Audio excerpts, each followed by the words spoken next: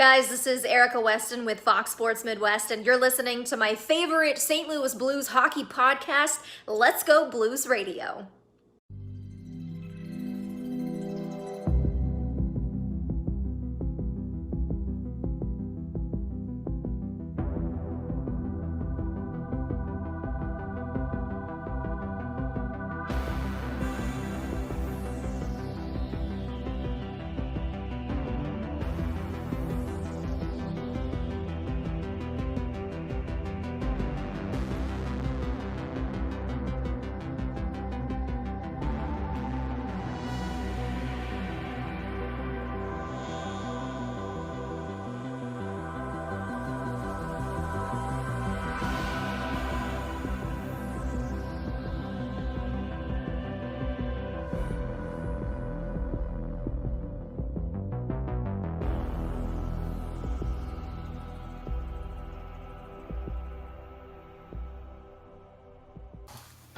Welcome to Season 8, Episode 57 of Let's Go Blues Radio, the often imitated but never duplicated, the original St. Louis Blues hockey podcast.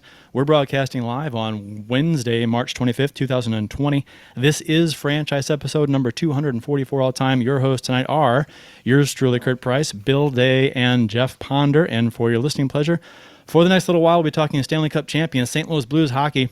And if you're not careful, you just might learn something. So follow the show on Twitter at LGB Radio. My handle is at Kurt Price. Bill's is at Billy Blue Note. Jeff's is at JPonder94. Follow us on Instagram. Like us on the Facebook. And don't forget to subscribe to the YouTube channel where this show is broadcast live each and every week during the season, barring any virus outbreaks that shuts down the world, I guess. For those of you watching the live show on YouTube right now, feel free to comment in the live chat. We'll address what we can. And the world-famous website is letsgoblues.com, where you can listen or watch past episodes of the show, browse the fan discussion forum, as well as get some cool St. Louis Blues-themed T-shirts and stickers that helps support the show. Sorry for the late start, guys. We had some technical difficulties, which is not unusual in the world of podcasting, so... I think it's actually pronounced technological differences. Technological differences in the world of podcasting is quite a common thing. So, yeah. And we have a guest with us today, Angella Sharpe. Thank you for joining us, Angela. She's waving to those of you who are podcasting later. So just know that she is telling you hi as well. Happy to be here. Sorry. She's a good liar. I am the worst liar ever. You can ask anybody. My face will tell the story. Like, I will say the lie, but the face says the truth. Okay. All right. We'll look out for that. Bill has joined us, and he... he looks great tonight, by the way. Yeah, he had some issues, too. So he's... Bill, are you with us? Can you hear us? I can hear you. Can you hear me? Oh, we can hear you. Oh, we love you, Bill. We're so happy to hear you. And I just poured beer all over and it feels so good. He just spilled his beer, he said. Son of a bitch. It's just one thing after another for Bill. So I am... This is the most perfect night of all time. Oh. Before we get into things, we have a few announcements. Jeff, you have I believe you have a winner of some contest you were having. Yes, I do. But Kurt, tell you what, if you want to be an angel and move on to the next announcement, I actually closed the information I had for the winner, so. Just give me, I don't know, we could just vamp for like 30 seconds and I'll get you a winner. No, we'll just wait. No. Okay. So I put this out. I was watching the Golden Girls the other night. Here's my vamping. Okay? And so and they pronounced I think it was one of them. Maybe what's her name? Rose said grocery. And she said it again. She goes, grocery. And I said, have I been pronouncing grocery store wrong my whole life? Do you say grocery or grocery? See, now that you've asked, I don't know the answer. I say grocery. They both sound right. Right. And it's spelled. Grocery. Right. I would think by looking at the word, I say grocery. But looking at the word, I'm thinking, I think I've been saying it wrong. But the Twitter poll says otherwise. I think it's like 70-30. It's grocery, so I'm okay. You're all right. I feel like someone would have told you by now if you were saying it completely correctly. Probably, or not. People tend to just ignore that kind of thing and just say, okay, whatever, he's the guy that says it wrong, and just not say anything. Because if you don't say anything right away, and then you've waited too long, and you can't tell somebody. So then you can't say anything? Exactly, yeah. How's it going, Jeff? Oh, it's we're good to go if you are. Good to go. So so you had a contest that you're giving away a Bennington T-shirt. Yeah, I've got it right here actually. Yeah. Pull it up here for those of you YouTubing the show.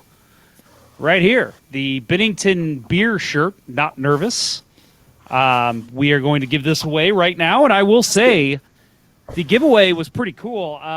So what it was you had to retweet a post from the Let's Go Blues Radio Twitter page. You had to like it, and you had to reply with your favorite picture or GIF of the Blues' 2019 Stanley Cup Championship. So I will say, go through, find this thread because it's just, honestly, it's really fun to look at when you're feeling down, and I think right now a lot of people are. So I recommend giving that a look. But without further ado, I think it's time we name our winner. Adieu. Adieu. Adieu to you. Without further adieu. You say it like you say l'adieu.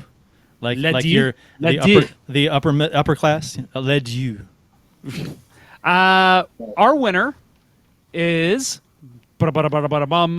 Amber Renee. Twitter name Amber Renee 21. So Amber, if you hear this, when you hear this, make sure you reach out to us, send us a tweet, send us a DM. Congratulations on your victory. You will be receiving that beautiful Bennington shirt. And by the way, for those of you wondering what she tweeted, it was a picture of the crying, well, it was a GIF of the crying Brad Marchand. So that one was our winner.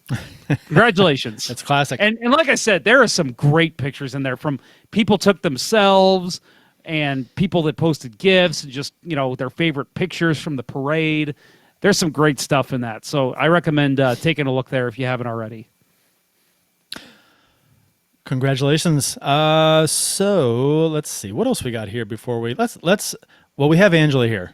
So let's get right into it. So I think there's a few things that I'd like to ask her. I think you guys would too. So Angela, for those of you who don't know, and our audience should know, I don't know how they wouldn't, but she is she's a Jewel Award winner for Best Field Reporter.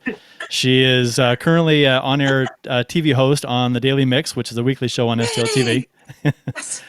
That's true. In addition to that, Angela is one of the pregame hosts for before St. Louis Cardinals home games.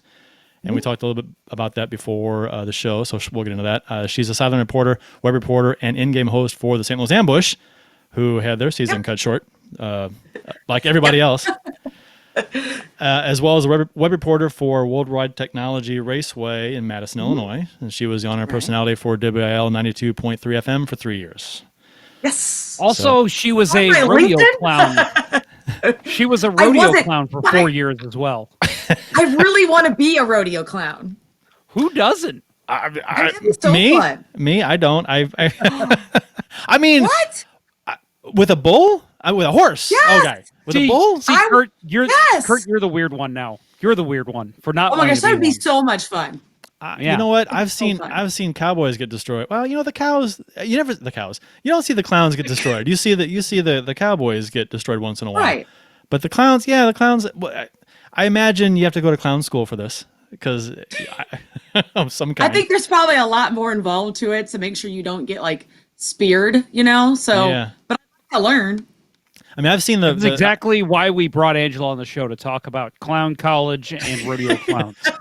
Well, stuff. I haven't been to clown college yet. Yet. Yeah, there's always hope. Yep.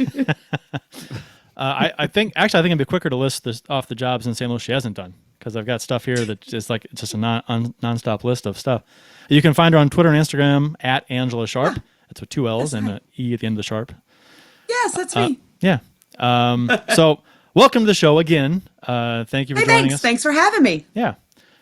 I think we need to first off ask you what is on everyone's mind. How many rolls of toilet paper do you have right now?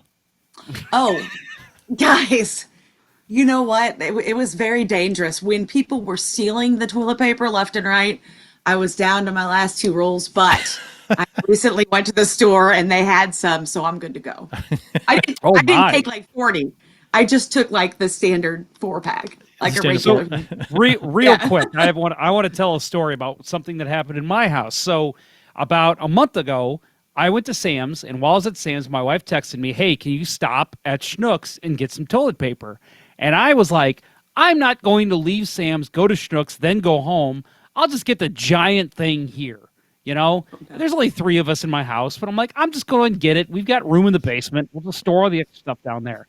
I come home, and she's like, "Why did you get all that? That's crazy. We don't need all that." And I'm like, well, we're going to use it eventually, right?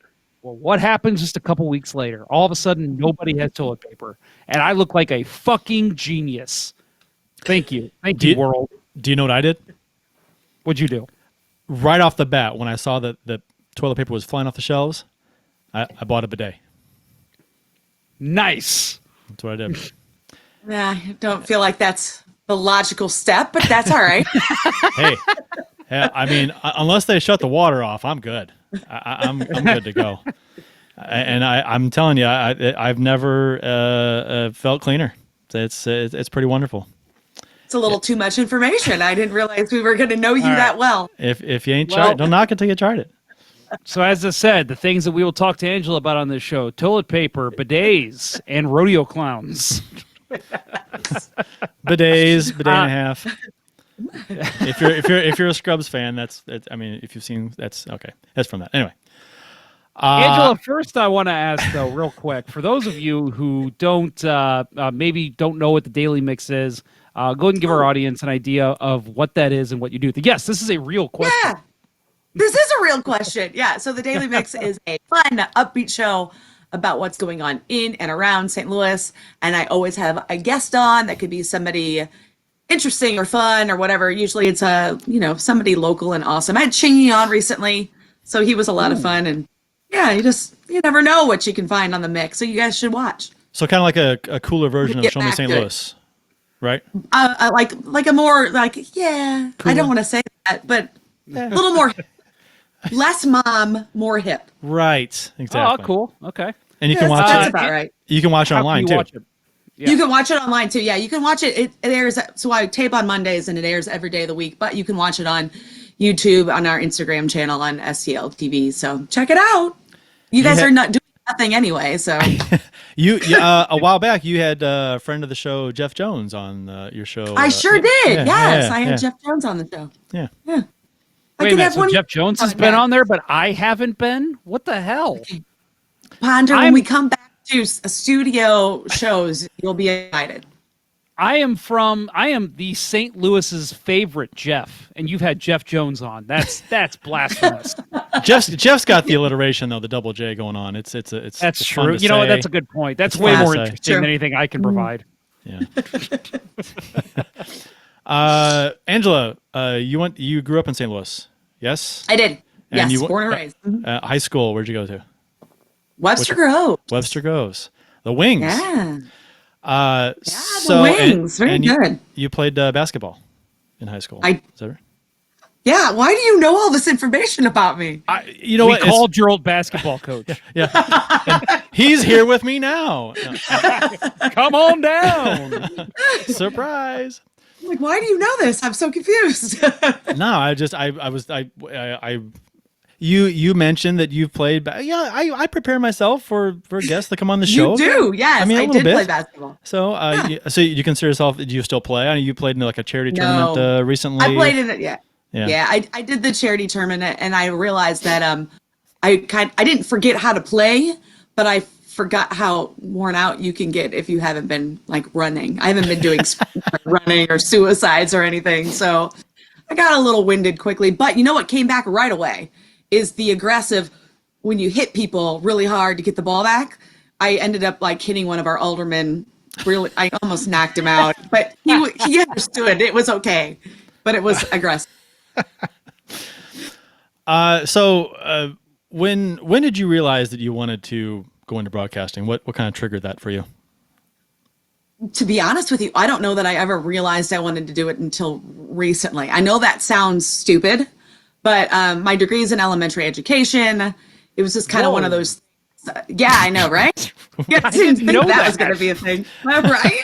Does that surprise you, Jeff? What? Yeah, no, I've known her for 16 years now, and I did not know that.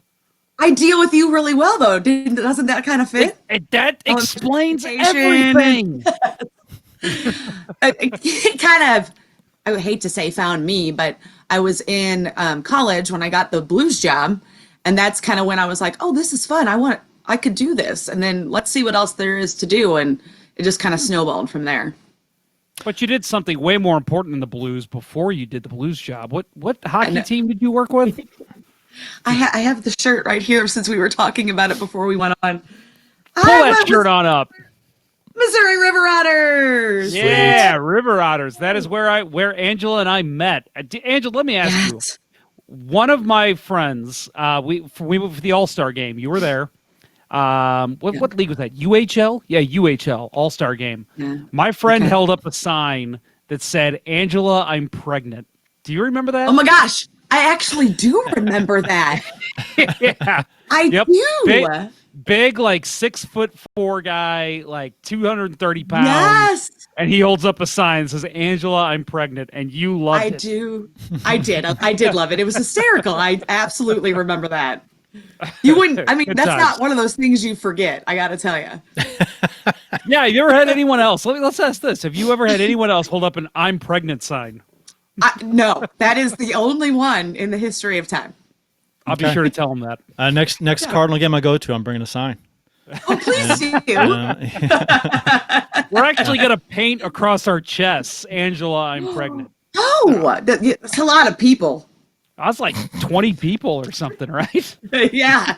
7 alone in my name. That's a lot of people. Or 3. Yeah. We do 1 word on each. Let's not get crazy. We'll get 3 words, 3 people. That's good to go.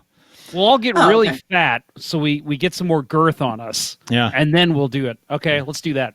That's a lot of commitment to that role, but okay. Yeah, right. You're not an actor getting paid to be in a movie, millions of dollars to put on 100 pounds in 3 months, right? Right. So back in the day, Angela, you hung out at Wild Country. Is that? I sure did. Yes, in Collinsville. I did. Collinsville, Illinois. I loved Wild Country. You know, the Washington University, the student paper, called Wild Country one of the best country nightclubs in the world. Whoa! Back in the day. Wow. So, you know what? I'll give it that. I've been to quite a few line dancing bars, but Wild Country was the best. It was fun. So, go ahead. Wild Country's basically how I got the blues job. Okay. The guy that was the director of the TV show that they made at Wild Country was at the time also the director of the St. Louis Blues in-game stuff. So that's basically how that all came to be. Nice. That's how you network. That's how you, like that's impressive. So when you used to go there before you had the WIL show, is that correct? Yes, absolutely. Mm-hmm. Were you a Friday night person or a Saturday night person? I was a Thursday night person. Thursday night. Whoa, okay. whoa! That's crazy talk right there. I had to get up early on Friday morning. I asked because Friday night was the famous thongathons that they had. Yeah, that's why I didn't go on Fridays. That's a lot to take in. Kurt actually performed on Fridays, so it worked out for him. I wish I could roll with that joke for a while. But is there a photo of this? Is there some evidence that we can go back to our 100th show? I'm sure there is. Oh yeah, right. yeah. Thongs on the 100th show. Yeah, we wore thongs on our 100th show for Let's Go Blues Radio. Well, again, a lot of information. Most of us wore them outside of our pants because it was a request from a listener. Most of us. Yeah, I wore them Hey, outside my jeans. Oh, okay. If you could guess which one of us wore it on the, you could probably guess. It's pretty easy. And stood up and showed them off too. That was Oh my. yeah. I'll gonna send have you to- a still. Oh. Oh, great! So I can keep it and look at it forever. You know what? I think that YouTube that video is on the old YouTube account too. After we got blocked, we got shut down by YouTube mistakenly. I think it's on the other account. Why Yeah, did we were YouTube shut down take for it out? using our own music. YouTube- Isn't that what happened? No. YouTube.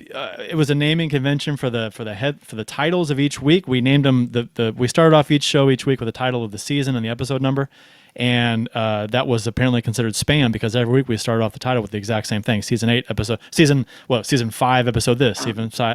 So they flagged, the computer flagged that as spam, locked our account right before we were going to do a show one week. That kind of sucked. But that's not and good. so it took a couple of months before they actually I got to talk to somebody, a live person, and get that fixed. But we had moved the stuff over to our other account by then, so it was a big hairy deal, at least for us. Yeah. So, your first broadcasting gig was what? I mean, I guess technically it would have been college, SLU basketball games. I did some MC work at SLU basketball. It's kind of the in-game Yeah. in-game stuff like you Yeah. did with the Blues. Okay. Yep. So was that that was before River Otters? Was that right before? Same time. Same time. Same time. Okay. Yep. Oh, I didn't realize that. I didn't realize you did that too. Yeah. Yeah. Well, of course. Oh yeah, that makes sense. So how long did you do the WIL thing? It was 3 years, right? And did 3 you- years. I was I was gonna say that the show you hosted at Wild Country. How long did you do that? so there was a bunch of us that would rotate through. So it's, a couple times, but that right there was my probably favorite thing because I went line dancing at Wild Country way before I ever got the job. And then you get to host the show and it's kind of like that full circle moment when you like, oh, hey, like this is, maybe the right path to be rolling down. It's pretty cool. Your grandfather Walter Sharpe, who you mentioned passed away years ago, was recently inducted into the St. Louis Amateur Hockey Hall of Fame, which last year. He's a member of the 2019 class that was inducted. So, and he was president of the Missouri Amateur Hockey and had Moam and and had a great Moam and Kirkwood and okay, and he had a great impact on hockey in St. Louis. So, and you attended that event, and so course. how was that event, and what did that mean? oh my to you? gosh, it was. I mean, it was really nice. All of us in the family kind of learned the hockey or got the hockey bug from him. Both my uncles, his sons played as long as they could. They were both goalies like him. My brother tried to play as long as he could. He wasn't crazy enough to be a goalie. And then myself and my sister was on Blue Crew. So my sister was on Blue Crew. I did the in-game stuff for the Blues. Like we all just had this like hockey bug. So when he got inducted into it, that was really very, very special. And he's been gone for 20 years, almost 20 years now. So, I mean, it's a long time. So when they were asking me to like give them more information, like I have very limited information. My mom had very limited information, but what was great about that event was so many men were coming over and they were talking to me and telling me what he had done to help the sport of hockey afterward. That was the thing that was like, oh, I'm so glad he's here. Because they would come up and they'd be like, hi, I'm so and such. And I'm so glad it's about time he was inducted. And it like it almost makes me get a little emotional right now, but my brother accepted the award on his behalf. So it's just really nice. I really, really enjoy that event. That's a great event. So you said 20 years ago he passed away, so that would make you like 7 or 8 when he passed away? Was that? Yeah, we were all very young. Very, very young. So, I mean, as someone who speaks to a relative who passed. I mean, obviously, I knew my dad very well, but sometimes I talk to maybe a coworker that I didn't know, and he'll message me and, oh, I loved your dad. I remember this time he did this, and it's like, whoa, I didn't know that he did that and that he was so involved with this. Like hearing those stories from other people, was it something that kind of was like an eye-opening experience for you? Yeah, I always knew that he had a great deal to do with hockey. I mean, he was trying to get the sport of hockey to be big in St. Louis before the Blues were even here. So I heard stories about him going from high school to high school to try to get guys that would want to play against each other. He ended up playing in a men's league with Scotty Bowman. So I'd heard those stories, growing up. I knew that kind of stuff. But it was other stuff that the guys would come up to me to tell me about, and kind of a lot of those just funny stories, do you know why he was a goalie? No, I didn't know why he was a goalie. And then this one guy told me that they were cleaning up an ice, him and this guy were cleaning up ice rinks. That was their gig that they did. And after somebody got off the ice, they had gotten a new pair of goalie pads. And he was like, hey, kid, throw these away. And he threw them to my grandfather. And my grandfather was like, no, I'm going to be a goalie now. So he went and, decided he was going to be a goalie. And, my mom has tons of stories and stuff. But that was the thing. It was one of those things, because you see who else is being inducted and you're like, oh, okay, I just wish I had more stories to tell. But then to have everybody else come up and share their story and tell you how, it was great to have him in there. And that was very special. Let's say you currently work with the Ambush, and like I mentioned earlier, that was the season was cut short. They missed the playoffs, so I guess it doesn't matter if they resume because the Ambush are done, right? Well, I mean, so the whole season is done. Right. They canceled the season, which was unfortunate because they canceled that right before our last two home games of the season. And I love home games. The Ambush is a ton of fun to watch, though. You guys really should come out, hang out. I went to the last time I was at. I keep meaning to go out there to see a game. The last time I was there was, my gosh, it was the Ambush. It was a long time ago. It was I've been to the Family Arena I think twice in my life, and I think that was Ambush both times, and it was a long time ago. Because didn't the Ambush, they were here and they left and they came back? Is that correct? Yeah, well, right. The Ambush, Yep. they were once, the steamers and everything at the arena, and then the Ambush were here, and then they're gone, and then they are now back. But it's a ton of fun. There's a lot of music playing, and there's me handing out pizzas, and it's just a lot of fun. Yeah, I've never been to an Ambush game, but I've been to the St. Louis Football Club out in Fenton. And that's a lot of fun. Live soccer is a lot of fun to come to. It really is. Have you been to a Steamers game, Jeff, before? I went to no, never went to Steamers. I probably went to 4 or 5 at the arena, the old arena. And a buddy of mine in grade school, his older sister dated Slobo for nice. Yeah, their goalie for I don't know a while. So that was kind of cool. Who's the Ambush's best player, Angela? Well, actually, Duca is up for, I think, Rookie of the Year. So if you guys feel like it, you guys should go vote for him. So, maybe we'll do that. Paul, the goaltender, is also really awesome. There's a lot of really good guys. And the really fun thing about that is that there are, after certain games, the guys will come out in the field and fans can come on the field and meet them up close. And that's really a big kick for, especially kids. Kids feel that that's really cool. So that's great. How do you know that all the Ambush players listen to this show? So you just singled out one guy. So now you are public enemy number one. I singled out 2 guys. I said 2 people's names. That's true. Okay. Well, you only left out 20 people? Yeah, that's fine. Bill is messaging us. His audio is not working, and Bill's all about the soccer.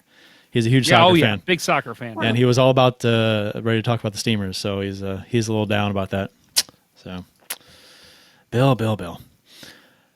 So there's been a lot of talk about the NHL team stepping up to pay their employees during the stoppage.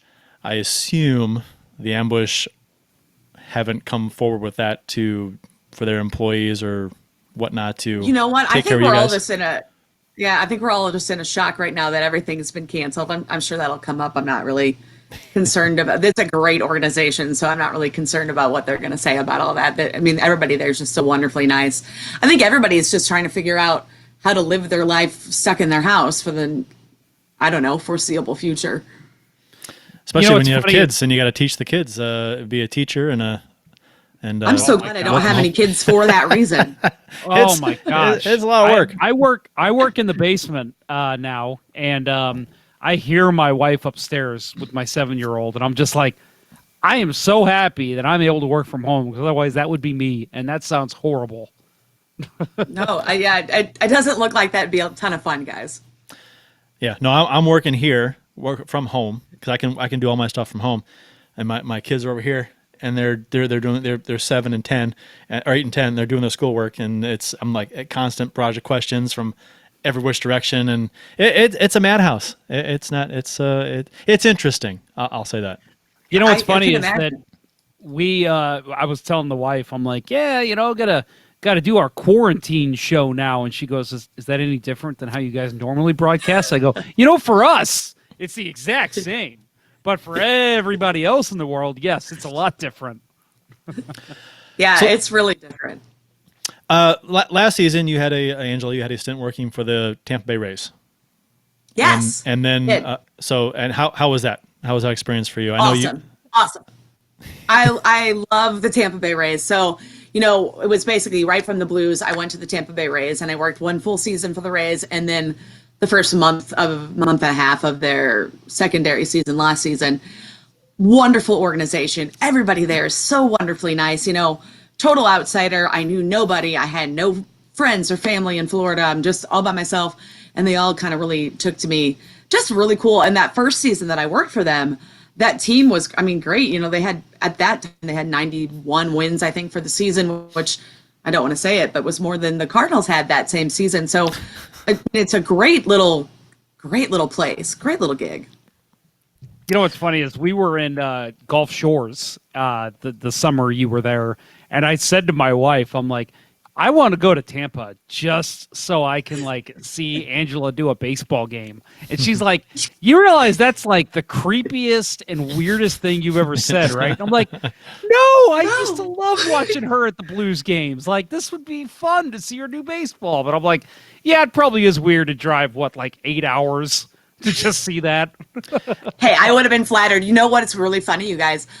There was a ton of fans, Blues fans, that would come to Rays games. And I guess it was on various vacations or whatnot. But there was a family that came once, all in their Blues gear. And I hadn't seen them out of the corner of my eye until they started yelling, "Let's go Blues, let's go." And I was like, so that was a ton of fun. There was a lot of St. Louisans made their way down there for a game or two, I guess. It was pretty neat.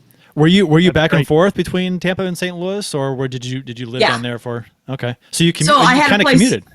I commuted, but I had a St. place Louis here. and Nashville, right? Yeah, it was. Yeah, I had a place here, Yeah. and a place in Tampa, and I rented a room in Nashville. So all my money was going to rent, but keep all the what works. Hey, as long as you can afford flights and food, that's all you need, right? Yeah, I was flying back here to do the Daily Mix and that kind of stuff, and then I was flying to Nashville to do some work down there, and then flying back to Tampa, and yeah, kind of crazy, but it was worth it. So speaking of the Blues, most of our listeners probably know you from your days as the in-game host of the St. Louis Blues, and you held the job for 11 years, from 07 11 years, yeah. Wow. But the Blues made an interesting decision prior to last season when it seemed like they weren't going to bring you back. On social media, quite a few people caught wind of this, and there was a movement to try and get the Blues to bring you back. But in the end, they seemed pretty unresponsive and went a different direction. So can you talk a little about what happened there, or what the communication was with the Blues, or if there was any, and what the reason they gave you for not bringing you back? Yeah, I think I've been pretty transparent about this and my own personal social media posts. But a lot of people always ask, they're like, did you get fired? Did you quit because of the whole Tampa thing? And I was like, well, I don't know. Because it was weird. For over 11 seasons, you have many boss changes over those 11 seasons. And I had, 5 total, I guess. The first 4 went swimmingly, and, it was beautiful, wonderfully nice people that took that job. The last one and I just didn't quite mesh very well. And by that, I mean, he said, I don't like strong women. I don't necessarily want you here. Wow. Then he also said, I don't know, it's kind of catchy, if you will, but, hey, can I get a Let's Go Blues? I was no longer allowed to say that anymore. Anybody else could say it, but I wasn't allowed to ask for Let's Go Blues anymore. And when I asked why, he was like, because it takes too much time. And, we've been through here. Let's go Blues. Let's go Blues. That took 13 seconds. But it was one of those things that, so he was my boss for the last 3 years, and I kind of saw the writing on the wall, if you will. So I kind of started looking for other things. Tampa job came up. I took the Tampa job with the intention of coming back to the Blues, but that obviously wasn't going to happen. So, You know what's funny is roll with the I know punches. and for those that don't know, listen to the show. I used to be in the media because I'd never mentioned that on the show before. No, not at all. You have T-shirts made. I used to be in the media. No, I know the gentleman that you're speaking of. We're not going to name names here, but Right. You told me that, and I remember I was like, "That's not a shock. It's not a shock at all." And it's unfortunate because I mean, like Tom Calhoun, it's impossible to find somebody who thought you did a terrible job. It was Well, thank you. always Angela does a great job. We love her in-game presentation. I mean, if you ask Mr. Blues Hat, I mean, good Lord, he'll say all the nicest I love things in the Mr. world Blues about Hat. you. Yeah. Who doesn't? It was really nice. I did see the social media thing, and I knew very much knew that wasn't going to change anybody's mind or direction, but it was very flattering. It's very nice to kind of get that kind of way. And you know what? Going to the Rays after the situation that I had kind of with the Blues, for me personally, was wonderful because they were so welcoming and complimentary, and it was a night and day different from kind of what I had left off of, which is a shame because the Blues was the best job ever for the first 9 seasons that I had it. It was wonderful. So just one of those things, roll with the punches. It happens. What is the line from Arrested Development, Jeff? I think I made a huge mistake. Yeah, I made a terrible mistake. Yeah, that's right. Not bringing you back. I mean, you were the voice of in-game entertainment at Blues games. Thanks. And you know what was interesting about it, and especially now hearing someone else do it, and so you have the compare and contrast situation. From when you did it, it seemed very natural. It seemed like you were just talking to the fans, but in an entertaining way. And not to take anything away from the current in-game host, I'm sure she's very nice, but it to me, and maybe it's just because it's different, but it sounds forced. It sounds like an act. It sounds like kind of like an overly cheerleader kind of a. Have you thing. been to a game this year, Kurt? Preseason. I have. Okay, I think she has gotten better every game she's done. I agree with you. I agree with you there. I think she's been great lately. I do. And I went to 2 preseason games right off the shoot when she's like last season, and yeah, I'll be nice. She has gotten a lot better since then because it wasn't just like awkwardness. There were mistakes made about things. So we talked about this when the change was made, and we both said, God, this is night and day different from when Angela did it. And we're not just pumping your tires because you're on the show. Like I will give you an episode number. You can go back and listen. We talked about this, and we said, man, Carly thanks. seems like a nice person, and seems like this is something like she's passionate. She wants to do it, but it was clear she wasn't as seasoned as you are. Right. And I don't even think she was a hockey person, to be honest. Right off the bat, anyway. No, I don't think she was. Wasn't she a basketball person? I think she admitted that before. I think so. Yeah. So that you could tell. I mean, a lot of people, especially, when they announced that she was the hire, I guess, basically in place of me, really wanted to put us against each other. And that's one thing that I was like, I made sure I reached out to her and I was like, hey, like, this is odd. Like, just do it your own way, do your own thing, don't, because it was so weird. It was like, everybody would write on my thing, like, she sucks, you're so much better. And I'm like, that's not on her though. Like, that's awkward. Not on her at all. No. That's, you know what I mean? Like, none of this is on her. So, like, give the girl a chance. I don't know her. I've, talked to her. Like I said, I reached out to her and then I spoke to her once in person at a game because I just kind of thought, like, I was at the game and I kind of thought it was like, I should probably go do that again because so much was going like you versus her. And I'm like, hey, I'm Angela. I just want to introduce myself to you. Like, a really uncomfortable spot for you to be in. And I just don't want you to, it's just, that's uncomfortable. So she's doing just fine, but it's different. It's kinda different than what. It's kinda a like seeing- different experience. Yeah, it's like seeing Brett Hull in a Dallas Stars jersey. It's weird. It's kind of like if Tom Calhoun were to be replaced and someone else brought in and be like, "Oh, that's weird. That's different. That's See, that's an interesting way you went. The way I was going to go was Chris Pronger getting traded and Eric Brewer coming in. It was just no matter what Eric Brewer did, we were going to hate him. the difference." Though, Eric Brewer was terrible. So That is true. That is true.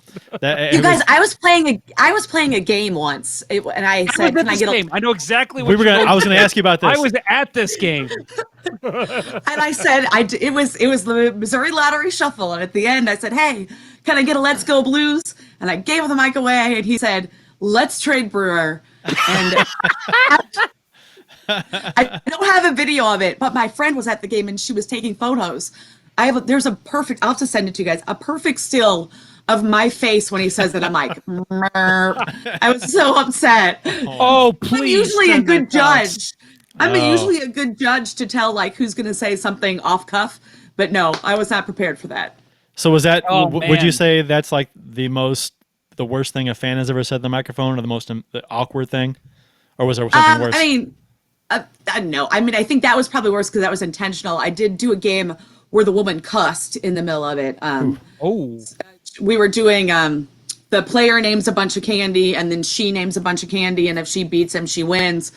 And so she said like donuts, something else, donuts, Snickers, donuts, and I was like, donuts only counts once, and she was like, oh, so she cussed, and it was perfect. Like the whole crowd reacted to the cuss. I was like, oh, all right, you don't get the microphone anymore. There's no 7-second delay. I know that. Well, I know yeah. that you are. You're a personality here. I know you're. What your Facebook page used to say you were regionally famous. Angela Sharpe, I believe, is what it used to say. Originally, that was back in the day. But I want you to know that if you would like to throw a couple curse words out, you are more than welcome to. We don't censor here. Oh, that feels so uncomfortable to me. I can't cuss on air. I will When I say get in all the I'll years I've cuss all known over the you, place. But in all the years I've known you, I've never heard you curse. So that would be very interesting to hear. hey, trust me, it happens. Son of a monkey fudge bucket kind of a person. I have got a really funny story I wanted to share with Angela. I've never told her this, but I thought, you know what, I'm gonna tell this on the air live because this is gonna be fun. So my first date with my wife was at a Blues game, and we were walking down the concourse, and I saw you, and I yelled across the concourse. I said, "Angela!" You looked over and you saw me, and you go, "Ponder!" And you like threw your arms up and you came running across. You gave me the biggest hug, and I like even picked you up and like swung you around. And then like you walked away, and I kept walking with my girlfriend, and she goes, "Who is that?" And I'm like, "Oh shit, I'm on a date. That probably wasn't a good thing to do." And so, No, probably not. I was like, well, she's like the Blues announcer, and like I know her through River Otters. We went to bars together a couple times. You have nothing to worry about. And she just crossed her arms, and I'm like, oh God, oh damn it, Jeff. But then later, like in the third period, you did like the lucky puck shuffle or whatever, and then you went off the camera, and she looks at me and she goes, she's actually really good at her job, and you probably don't have a chance with her anyway, so I don't have a problem with her. And I'm like, what are you saying about yourself here? But that's really sweet. That's what I said. I said, you know what? I'm going to tell her that. One day I will tell her that. And I decided gosh. this moment was the moment I was going to tell you that. This is the perfect moment to tell me that. That's so sweet. 10 years That's ago. really adorable. 10 years ago. ago. Wow. Yep. Adorable. So Angela, where were you when the Blues won the cup? Where were you? Where was I exactly? Where exactly? Like where? Like I want was I coordinates standing? on a map. So I was covering the Game 7 watch party for STL TV. I was covering that. So we were at Ballpark Village watching the game and getting the reaction. And I have to tell you, that was remarkable. I mean, obviously I'm a Blues fan. I've been a Blues fan my whole life. But what was remarkable about that was like talking to people after the game and seeing adult men just bawling their eyes out. That right there was, I mean, that's a moment I'll probably never forget. Our show that we did after the Blues won the cup, it was emotional. It was very, and I remember saying on the show that it's like, man, you just sit back and you're like, I can't believe it, because the Stanley Cup was always something that other teams won. We'd sit back and watch other teams win. You'd root so hard for your team, but they never did it, and somebody else always won it. And then for your team to finally get it, it was like, we couldn't even describe it. It was just a crazy emotional roller coaster. It's funny because I re-listened to that show, and a lot of the stuff that we said was like, it hasn't sunk in yet. Maybe when the parade comes, we'll notice it sink in, but it still hasn't. It still doesn't feel real. And Angela, I'm sure you felt the exact same way when you were covering the watch party at Ballpark Village. Yeah, it was crazy. There's one man that I interviewed that had said he had went to, I guess, the first set of games, and that was just so very disappointing, and he was just there bawling his eyes out, and I was like, oh my gosh. But it was one of those things, you go see the cup whenever you're around it, but don't touch it, because that would be just bad luck for your team. So it was pretty cool when the Blues won the cup, and that it was going to be coming back to St. Louis, quite shortly after that. That was remarkable. I was going to say that when I was at the Game 7 watch party in Enterprise Center, and there was a guy that was sitting behind me. There was about 3 minutes left, and we hadn't talked all night. I just turned around and I saw him, and I saw a tear in his eye. I looked over and I go, hey man, how long you been a fan? He goes, I was at Game 1 in 1967. Oh, man. And I'm wow. like, holy shit, you've been waiting for this longer than I have. And he just goes, I've been waiting for it longer than anybody. And then when they won, I look back at him, and he's got his arms wide open. And I'm like, fuck it. So I jump up. I went up on his level, and I gave him a big old hug. And I'm like, you deserve this more than anyone, man. Congratulations. I mean, just stuff like that made it so much fun to be a part of. Yeah, I mean, especially all those rocky years the Blues had where, I think I keep saying I'm sorry. I think they came so close, and, last minutes, in the playoffs, it got like stolen away from you. So when you come all the way down to a Game 7 like that for the cup, not here in St. Louis, I mean, that was like, of course, that's how the Blues are going to win. Well, yep. I was at this Game 7 watch party at Enterprise too, and I remember walking into the building and thinking, they have to win this game. They everything that they went through with the worst to first, the coaching change, Bennington coming up, some of the fantastic games in the playoffs, the Game 7 double overtime against Dallas.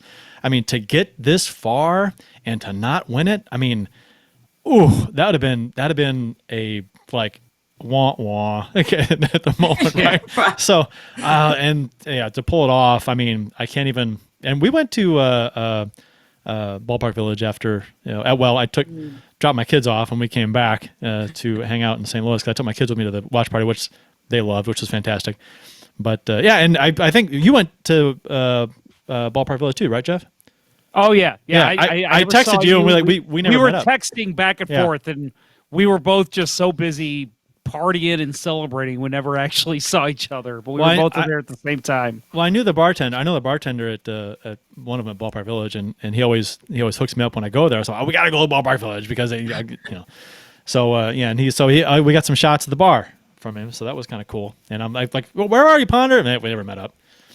That was crazy. Just strangers wanting to hug you and just jumping up, beer everywhere, and I mean, it's just it was cool.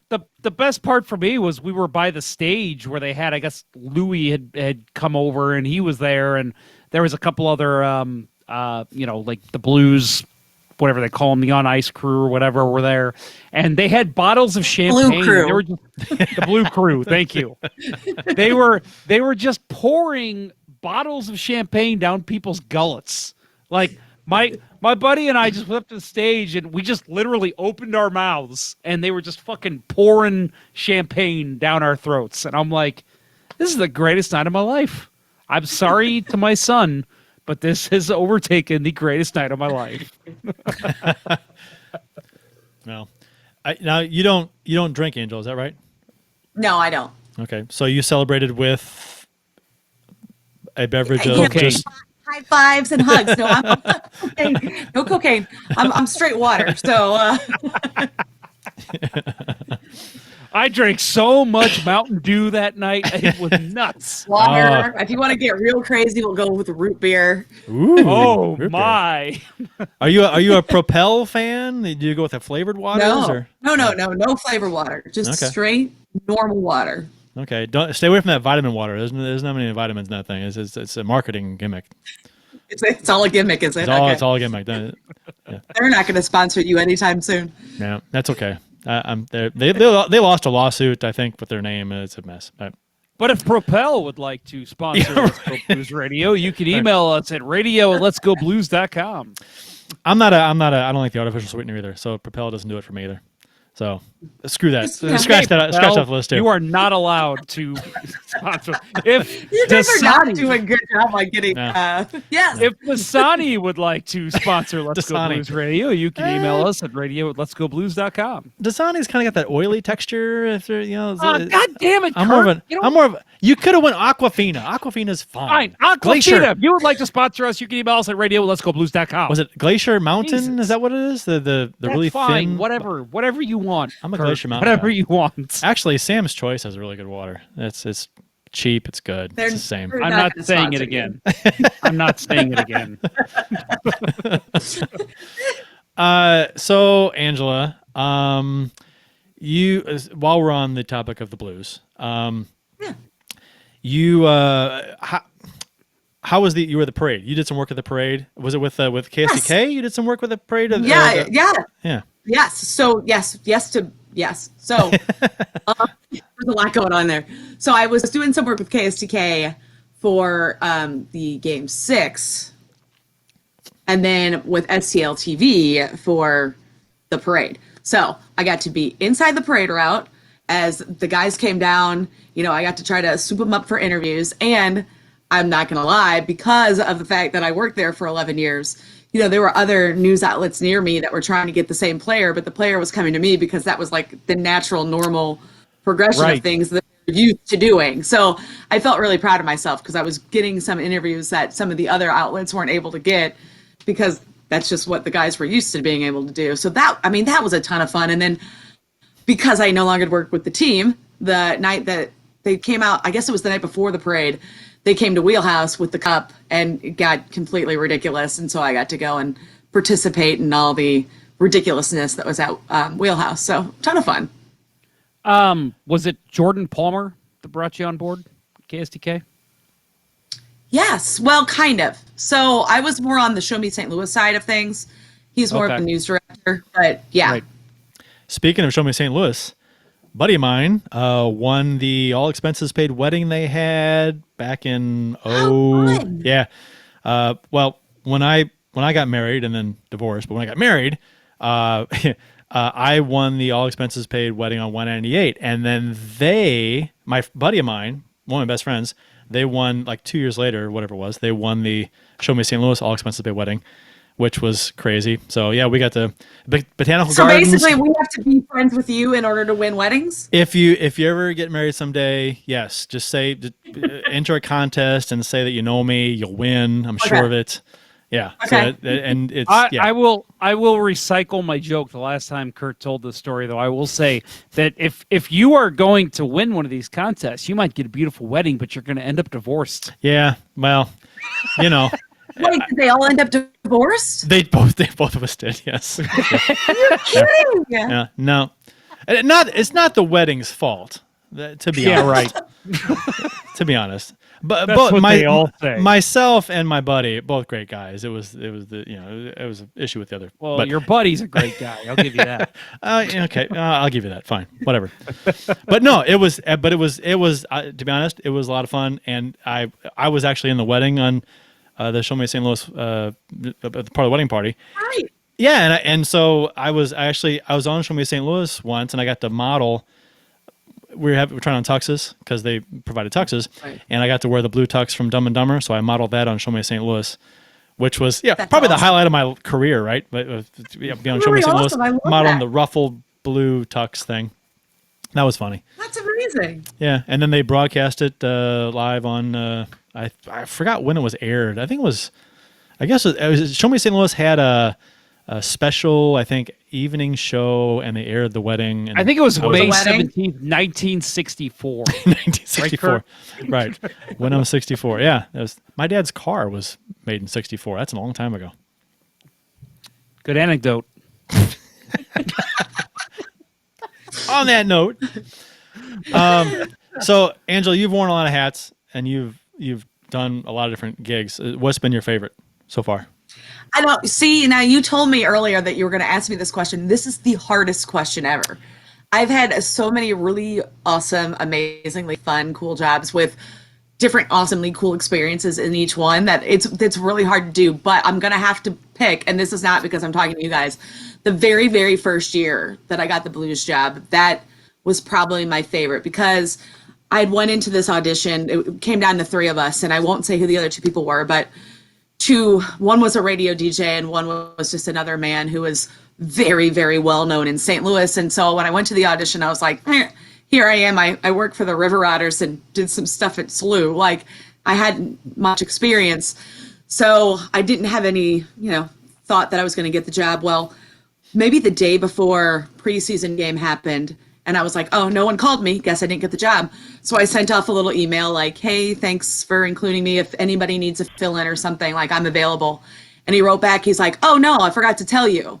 So and such, I'm going to say his name again, is going to do the weekends, but you're going to do the weekdays. And I was like, oh, that's amazing. No one told me that, and I have to be there tomorrow. So it worked out perfectly for me, though, because it was like a Tuesday, Thursday that year. And so I did Tuesday and Thursday. And then after Thursday's game, my boss came up and said, actually, you're just going to do all the games. So it was kind of one of those things. It was like, oh, like, this is now mine. And I get to, do whatever I want with it. So it was probably that very, very first year with the blues. So could you do whatever you wanted with it, or did you have to follow I assume you had some kind of a format you guys followed to some degree?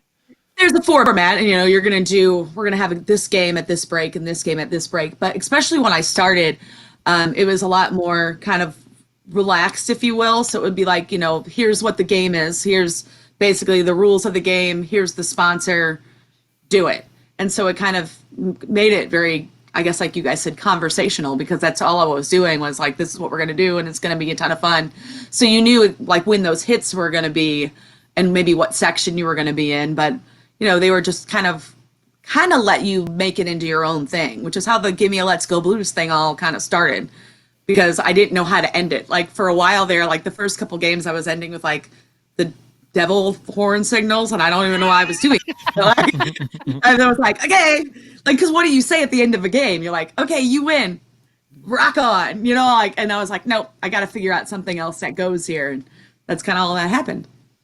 Who shuts down the Let's Go Blues request? Who does that? Well, it My wasn't goodness. shut down from everybody. It was I was the only one that wasn't allowed to do it anymore. That's ridiculous. That's crazy to me, man. You know what, that was your catchphrase. I loved it. It's one of these things. I don't think I've actually spoken about this other than my friends and family. I know I've exclusive. Yeah. So you got your exclusive here, but it was different, and that's why I started looking for other work, because I could kind of see how this was. I mean, when somebody tells you can't say "Let's Go Blues," that's kind of telling that maybe they're not a big fan.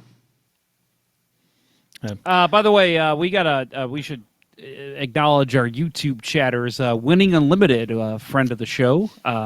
He says, "How did you get Miss Angella Sharpe from Bar Rescue?" Oh my gosh, I was on Bar Rescue. I forgot. I have no idea what that is. I'm not gonna lie. You've never seen Bar Rescue? Bar Rescue. No. So I hope that guy tells you what the host of that show's name is, because it's escaped my mind. But he goes into these bars that are having, downturns, basically. He sends in spies, if you will. I was a spy for one of the shows. This is how I was on the show. So they send in spies with hidden cameras, and I went in there and ordered beer and pizza, I think, to try to see what the bar was like. And then he comes in and shakes it all up and makes it a good bar, basically. Short, clip out version.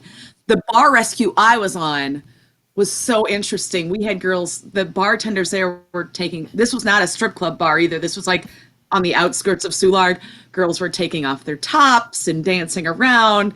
And one girl crawled up to me at the bar, and I don't remember exactly what she said, but she was like, "Will you make out with me?" And I was like, "No, no, please. I do not want to." What bar is this? Yeah. It's now called, I don't know if it's even still there, but it was turned into Beechwood. I don't know what it was called beforehand, but yeah, apparently a lot of people love Bar Rescue and have seen that show. I totally forgot I was on that. That was fun. John Taffer? Yes, John Taffer. Thank you. That's what I was looking for. That's from Winning Unlimited in the chat. And he also said Ryan Reeves was just on Bar Rescue. No way. Was he a spy? I don't know. I was going by what Winning There's Unlimited. about a 5-second delay, so we'll know in about 15 seconds. I'm talking from you here. That's awesome. He also says hi, Angela. So Hi. Hi, friend. We're best friends now. Yes. Angela, I've got a blues question for you. So again, I used to work in the media, but this is You did? Yeah, I know. Crazy. I would never know that. He says Reeves owns a bar in Las Vegas, which I actually knew that. I knew that. But anyway, Brews some beer too. Yeah, he does. Yeah, brews his own beer. So, Angela, when I left the blues, the media, it was on some negative terms, kind of similar to you, and I still watched the blues, but it was still like the next season. It was just kind of weird. It was like I couldn't cheer goals. I just felt really weird and strange about it. And Kurt, we may have lost her. Is that true? Are you still there, Angela? Yeah, her feed froze. Oh no. Well, damn. I had like a serious question for her. Yeah. Damn. Maybe we'll get to that later. I'm messaging her right now. Okay. Well, we can. Well, tell you what. I will go ahead and make a quick announcement while we're figuring this out. I have been working pretty diligently on the past and future for the next summer series that I've talked about before. I'm going to be starting interviews actually tomorrow with people for talking about prospects. But a lot of the former Blues have stepped up and said they want to come on the show. So I will go ahead and announce some of these players, which I'm pretty excited about. We've got Tyson Nash, Jamie McLennan, and Ray Ferraro. Anybody else you can think of, Kurt, that I've told you? I think that's it. Those Tyson Nash, Ray Ferraro, McLennan. Yeah. That's Noodles. And Noodles, yeah. And there are some others that you said you were working on, so.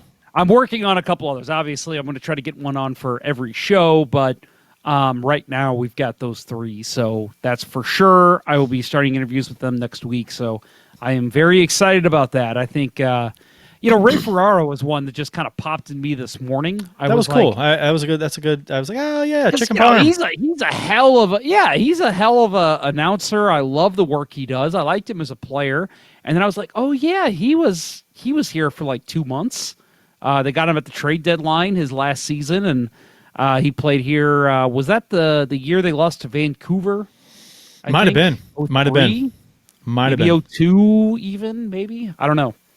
But he was here for a short time, so I thought, he'd be fun to interview. So I just sent him over an email, and, within minutes he responded, yeah, let's do this. That sounds like fun. And so I'm like, well, hell, that sounds great. I'd love to have a conversation with Ray Ferraro. Yeah, I'm not sure if Angela's going to be rejoining us. With the technical issues we've had, it would not be surprising. So this has been an interesting night with the technical stuff. Yes, lots of issues here, but that's okay. We'll keep trucking on. Yeah, so if she can't rejoin us, so we thank her for coming on. That was a lot of fun, and I know she stayed on a lot longer than I expected. So that was very nice of her. So thank you, Angela, very much.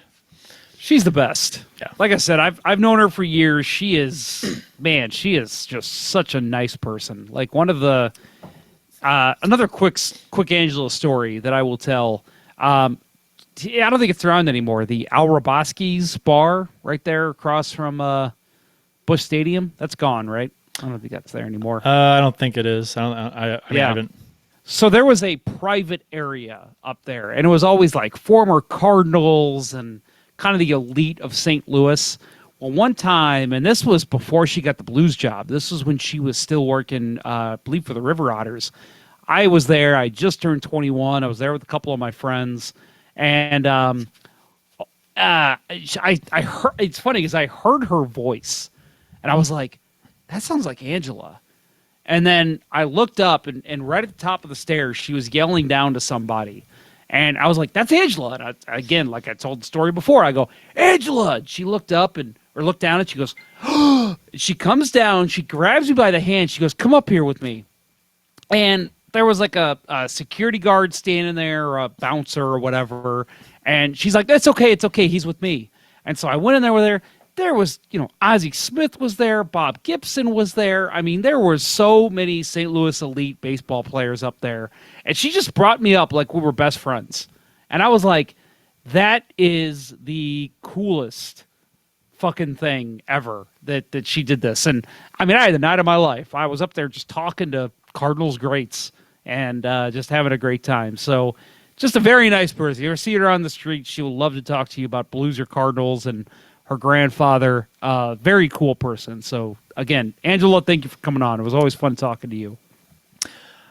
She is trying to rejoin, but I'm not sure that's going to work out. So we'll see what happens.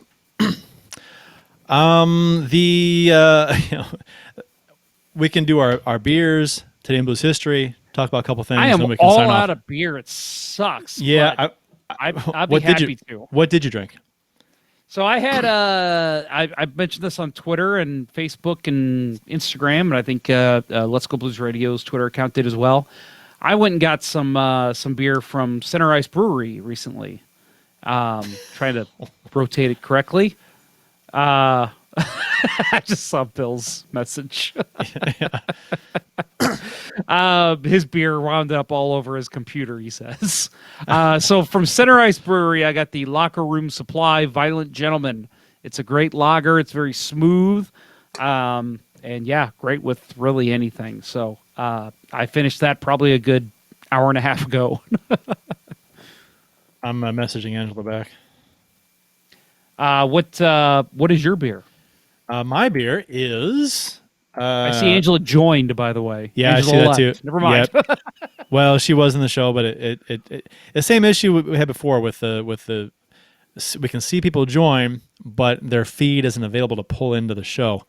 So I'm not sure what's going on. You guys are getting a lot of Kurt and Jeff right now, so I hope you're enjoying it. And this is the second time in the past 3 or 4 shows where we've had an issue with Stage 10. So Bill says he's also back in standby. Yeah. Okay. Well, let's see if we can pull him in here. Has Bill even been on the show yet?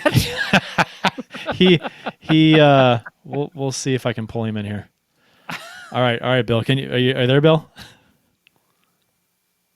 No, I don't. We've got his picture. All right, we'll leave it like this. If he cannot hear me, no, we can't hear you, Bill. No, we can't hear you, Bill. But if you want to keep trying, just keep talking. You never know. You might come up. Yeah, we'll leave it. Yes, there he is.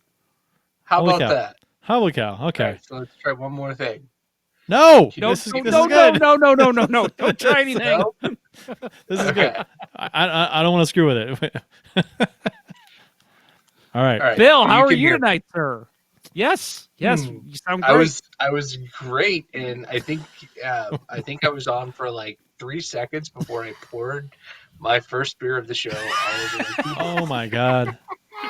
and all over the rest of my desk. So it was great. So I just kind of kicked back and after cleaning up that mess and just listened to your interview, played some NHL '94 and chilled out. Had a That's good awesome. show by my standards. That sounds great. Man.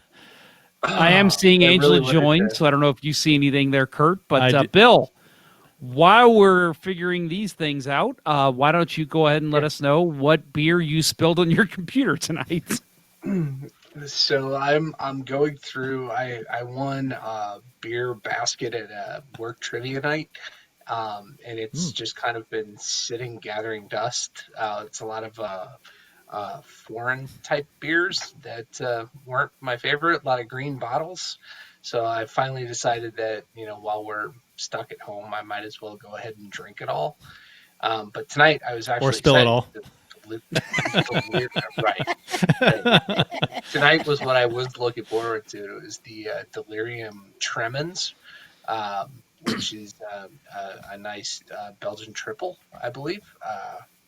It tasted good before it wound up all over my desk.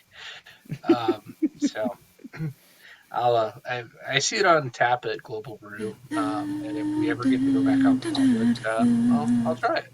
Angela, you're singing. Hey. Wait. Can you hear us, Angela? Hi. Hey, Hey, you're back. We're back too. Look at that. We got all Hi, four of us. friends. Very nice. What a I have all fun four show now? this has been. I think Yeah. Bill's here. Finally got fixed. Yeah, Bill's here. Angela's back. Mike Milbury. Hi, Bill. Yeah. Nice to Just so meet you know, Bill looks like Mike Milbury. There's a reason bit. we have a Mike Milbury picture up. A little bit. Yeah, little But he's Mike much- Milbury. Mike Milbury. A little He's bit. much Roberto more Luongo. lovable. Much more lovable. Much more lovable. My joke earlier was gonna be I'm the Mike Milbury that everybody wants because I just sit here and be silent. Basically learn to shut the fuck up. Well, you have a funny story about in-game entertainment at, Yes. Blues games. Yes. Please tell it. Please tell it. and I'm sure Angela hasn't heard this. Maybe she has. Well, she loves the show, so I'm sure she's heard it. But tell her again. Yeah, so this would have been appropriate during the soccer conversation. Yeah, so last year my other favorite team besides the Blues is the Canadiens. They were in town for soccer night. And so I happened to decide to wear Canadiens sweater to the game that night, and we were in section 104, so prime video area, and they did the lookalikes, celebrity lookalikes, and so they went around showing people that look like soccer players. I'm sure there was a Slobo Ilievsky. There's definitely a Diego Maradona, and I got the pleasure of being the last one, and it was the ugly Ronaldo statue from the Lisbon airport because I'm wearing the Canadiens jersey at the Blues game. So Are you And- familiar with the and other it- Ronaldo statue there, Angela? I am, but I was really, when you said you were going to be the last one, that's when you knew. I mean, the last one's always supposed to be the funniest one. So, right. but I had a Yeah. heads up that was. Because there it is right So- there on. That was You guys, I can't see any of you. Oh, I can hear well. you, but I can't see you. That's fine. It's probably better for you Yeah. if you don't see us. Okay, for those watching on YouTube later, there's the ugly Ronaldo statue.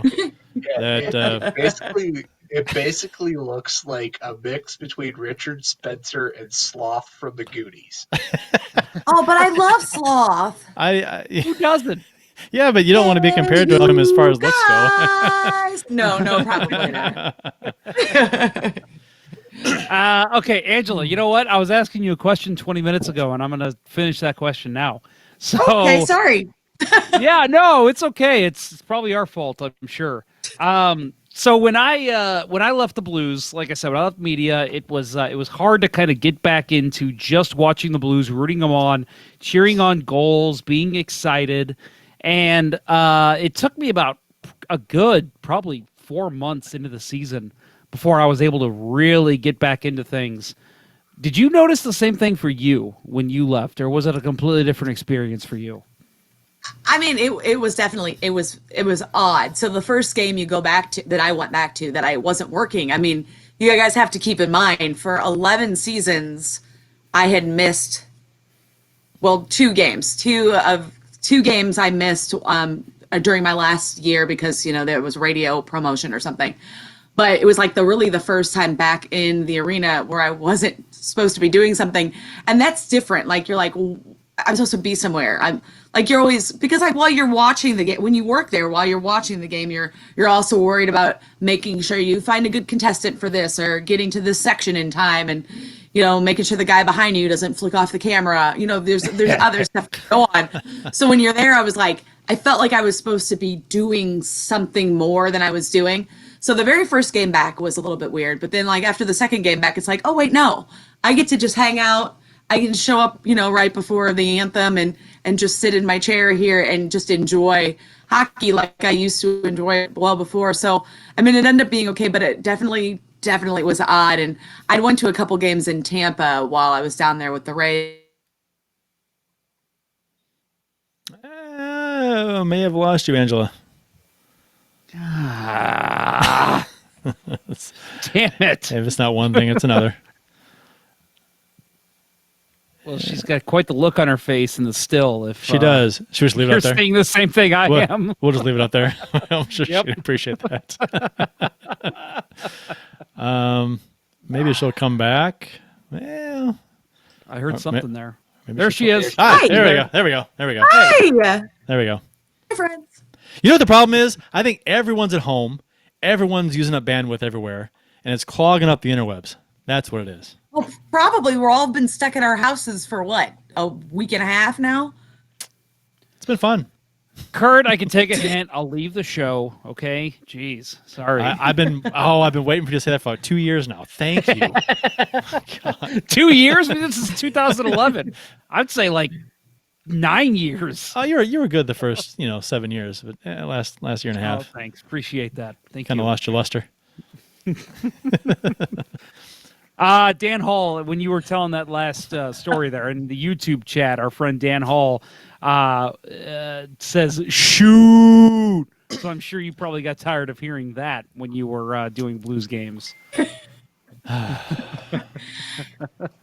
Hey, I love it when Blues fans yell and scream, and what I like the most is when they cuss at different players. That's always fun. What do you think of the woos? That's a good question. Oh no, I hate the woos. I hate the woos. The woos are awful. Yeah. Please make Thank the woos. you. Thank you. Literally We love you, every Angela. team everywhere does it. It's not original. It's not interesting. Like I'm guessing whoever decided to start that stole it from a different team somewhere. It's awful. And players have literally said they don't like it. Stop doing it. Thank you. Oh my God. Sorry, I'm very You passionate about the woos. You are officially the fourth host of this show. Congratulations. Because that is the exact same thing all three of us have said on separate occasions. It's just. I mean, That's awesome. there are cool things you can do, and there are not cool things you can do, and that's a not cool thing to do. Winning 100% Unlimited agree. asks That's awful. if you Make it like, stop. do you like the Country Roads West Virginia thing? Again, if you're going to keep taking things from I think it's cool that we all sing a song, but if you're going to keep Yes. taking things from other teams, no. Like, why don't we sing our own song? Why do we have to go literally find a song that other teams already do? Some originality would be cool. I think with the and I think the gripe that a lot of people have with Country Roads, like you said, it's great that there's a sing along. That's kind of cool, but Yeah, that's neat. why Country Roads? It's West Virginia. It's just weird, It's just not. And doesn't other apply. teams do that. Yeah. Other team, like, my thing is, like, I get it. Like, every team borrows from every other team, and like that's kind of part of what. There's only so much, ground you can mine in that kind of situation. So I get that, but like, find a song that's St. Louis, or maybe comes organically instead of like, I'm gonna cram this down your throat until you sing it, and now that's gonna be our thing now too. There are other songs. I think it just it was a thing they played and the crowd sung along when they stopped it, and they did it the next game. The same thing happened, and it kind of snowballed, and they kept doing it, and now they can't stop. It's like I'm it's like going a drug. to make. No, I'm going to make a can stop. suggestion. I guess they can, but I think that I'm going to make a suggestion here, Kurt. I think that maybe what we should start singing in unison is St. Louis Blues. St. Louis Blues. Have you Have heard you the heard news? about our St. Louis Blues? Yeah, That's the song that ends our show. I feel like Angela. you're So two have are to- going to be the only two that sing this. here's the deal with that. Oh, okay. Thank you. I think Here's the deal with that song, though. That song was it was sung by Head East, the rock band from the '70s. So, and they released it as a song under the name of Hockey Pucks for the Blues on a 45 that was given away back in the late '80s, I think it was. And I was a member of the Blue Note Club, Blue Note Kids Club at the time, and you get a package of stuff, and the record was in there along with some other things. And so I have a 45 of that song, and I made it into MP3. It's on YouTube. It's really cool. It's Head East doing a couple songs at one on each side for the Blues. One's the St. Louis Blues March, and one is the song that we close the show with. It's pretty cool. I mean, it's really cheesy, but it's neat. that's kind of adorable. Yeah. Yeah. I didn't know that. That's cool. That's a cool story. Well, Kurt's pretty adorable, so it works. No, well, stop. Just yeah. Do I need to leave you guys alone for a minute? I mean, we'll have some alone time later. It's fine. It's fine. It's I fine. was gonna say Okay. typically Thursday nights I go to his house. So yeah. Okay. All right. Second, I can play it here for. Let's see if this works. The Chiefs are at home tonight against Nope. Hyannis. Oh yeah, there it is. War Yeah, Memorial we hear at it. 8. We hear Good it. seats Yeah. are still available. Okay. I think I they went really well. Thank you for listening to Let's Go Blues Radio. Now Just take off, obviously he's not hosers. part of the song. No. Coming. There's 90 minutes of your life you'll never get back. Sorry. Sorry. Here it is. There it is. St. Louis Blues, St. Louis Blues. Have you heard the news about our St. Louis Blues? They've only just begun, they're on their way to number one. Now there's no more blues for our St. Louis Blues. And it goes on. So yeah. Okay. I like that. That's cool. I don't think you're going to get 20,000 people to sing it. No. But you know, it's an idea. Bill, what was that? What was that, Bill? Kurt got express permission from the writer to use it. I did. Well, I know. Roger Boyle. Oh. We've met and talked, but the leader of the Head East. So I asked him if I could use it, and he said sure. So. So our friend. Well, that's there's a couple cool. Couple things I want to mention here in the YouTube chat for people listening live. Snolan89, which is that Sean? Is that you? Sean Nolan? I'm friends with the Sean Nolan. I don't know if that's you or not. Remember when you told a guy, let's go Blues, and he said, let's trade Brewer, and he was already reminded. She already told that story. So I guess other people were wanting to ask you about that, Angela. It's pretty popular. Yeah. Yeah. That's a good story. That's a good story. But I told that story already. Yep, exactly. And then Dan Hall says, when did the current power play song/dance begin? Was that during your 11 years with the team? Which I'll go ahead and answer. I believe it was, but Angela, do you have an answer for that? It was before me, actually. That was Really? kind of already a thing when I got there. Now, my first year there, they did put up a video kind of instructing fans how to do the whatever this is. Yeah. So yeah, with your hands. So they did put up a video trying to like help you learn how to do it, but then the fans didn't like that, so they took it down. But I think it was before me that the song came out, and a handful of people were doing that dance. And then really during my first year is when a whole bunch more fans started doing the arm motion with it. I'm over here doing it for you guys. I don't know if you can see me or not, but hey. You're very good. You're very good at it. You know what? I've heard a couple different stories as far as why people do what they do with the dance and how it started. But the one that I had never heard before that I thought made a lot of sense, but I don't think it's true, but it's probably just like manufactured after the fact, was that it was sponsored by Ameren UE. Okay, the power play dance, and people would say, okay, well, these are prongs for a plug, Right. and you're plugging it in as you an outlet or whatever, and I'm like, oh, that's clever, I guess, but I don't think that's true as to why that. It was. I've always also heard it that. It was a special needs kid that started that, and people like in his section did it to kind of like cheer him on to do it with them. Support him. Yeah, support him. Because he was being mocked by somebody else. Yeah, and so the whole section kind of got behind him. So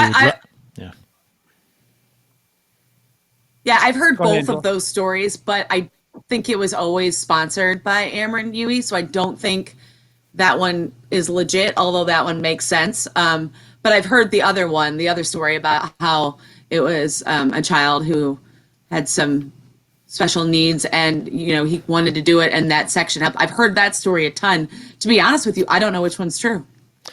No idea. Yeah, I think maybe both. The special needs story, I think that wasn't that in Game Time? Didn't they talk about that? It was. Yep. Yeah. Well, they would know. They would. They would. That would be cool if that is the real reason from Dan Hall, which I believe it is. So that is cool. S. Nolan says that is Sean, so a friend of mine. Oh, hi, Sean. I know Sean. Yeah. Oh, you know Sean too? I know Sean. I think Sean just had a baby, so congratulations to Sean. Whoa, wait, seriously? I could be wrong on that. It could be like within the last 3 years, but I've been seeing pictures of him. So congratulations to Sean if that's within the last, 10 years or something. And Dan Hall says, Angela, you do the power play dance very well. Thank you. I have a lot of practice. There it is. Look at that. Oh, now see, you should have a how-to video come out for that. Sean says there was a how-to video, and the fans didn't like it. Oh yeah, that's right. Sean says he's holding his baby right now, so I'm glad I'm not crazy in thinking that. That's so adorable! Congratulations, Kurt. Our voices soothe babies to sleep, right? So I hear, and that has been a thing before. So yes.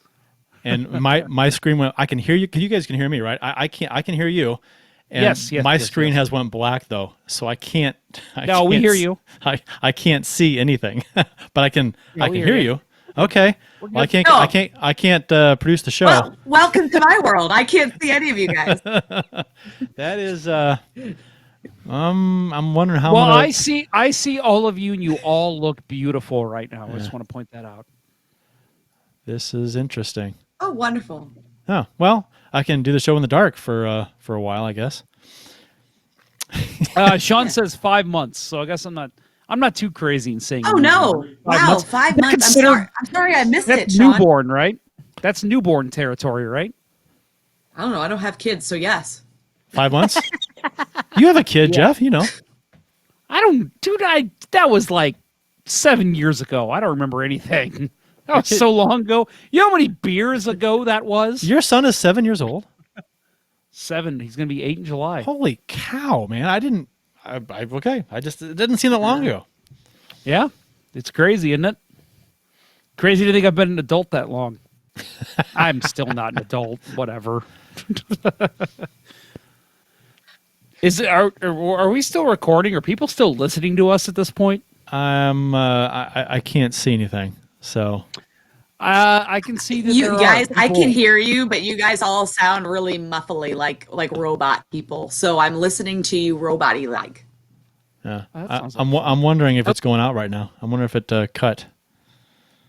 I mean, I think it is. I'm checking out now. So you guys can blame me for this. This is probably my fault. You guys can blame me. Well, we just got a message. Things always break when I'm around, so. We are still live, by the way. Okay. So we're good. All right. Yeah. Cool. Yeah, that's fantastic. I just can't see the show.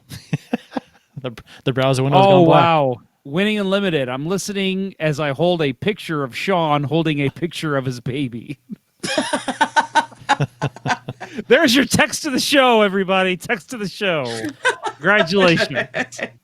Here's a good question from Dan Hall. Oh, go ahead. Go ahead, Kurt. I was going to say Dan Hall asks Angela, who was your favorite Blue to interview during your time with the team? Oh, okay. So growing up, I loved Brett Hall. I mean, what little kid didn't love Brett Hall? So every time I got to interview him was like my favorite time. The first time I was so nervous, and then the second time it got better. And then we got to the point where he was saying like, "Hi, Angela," in the hallway and sharing dirty jokes with me. And so like that was like, this is the coolest thing that's ever happened. But him and Kelly Chase were cool to interview. But I had interviewed those guys so much because they were around so much that then when Adam Oates, when I interviewed him, I think that was my last year there, that was another cool one because as a kid, you remember Hall and Oates. But they only played together for 2.5 years. Here, you know. And that's a damn shame. Crazy. That it really is. So, I know. Angela, I didn't realize how short of time they played together, you know, because as a kid, that just goes together. Hall and Oates, they play together. They're really great. Crazy. You know what's funny is apparently this kind of joke has been made on It's Always Sunny with the band Hall & Oates, but I was once talking to a friend, I mean this was years and years ago, and I said something about, yeah, Hall & Oates, yeah, Brett Hall did this, and he goes, who's Brett Hall? And I was like, Brett Hall, the Blues goal scorer, 86 goals in a season, 50-50, blah, blah, blah, blah, and he's like, oh, it was two guys?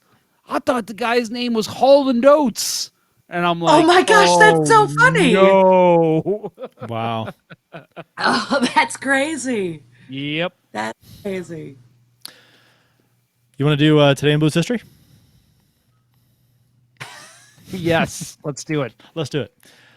Today in Blues History, courtesy of the @STL Blues History Twitter account, March 25th, 2020. Is today's date, so March 25th, 1994. Speaking of Brett Hall had his 21st career hat trick and scored 50 goals for the fifth and final time in St. Louis in a 5-3 win versus the Dallas Stars. And is Bill still with us? I am.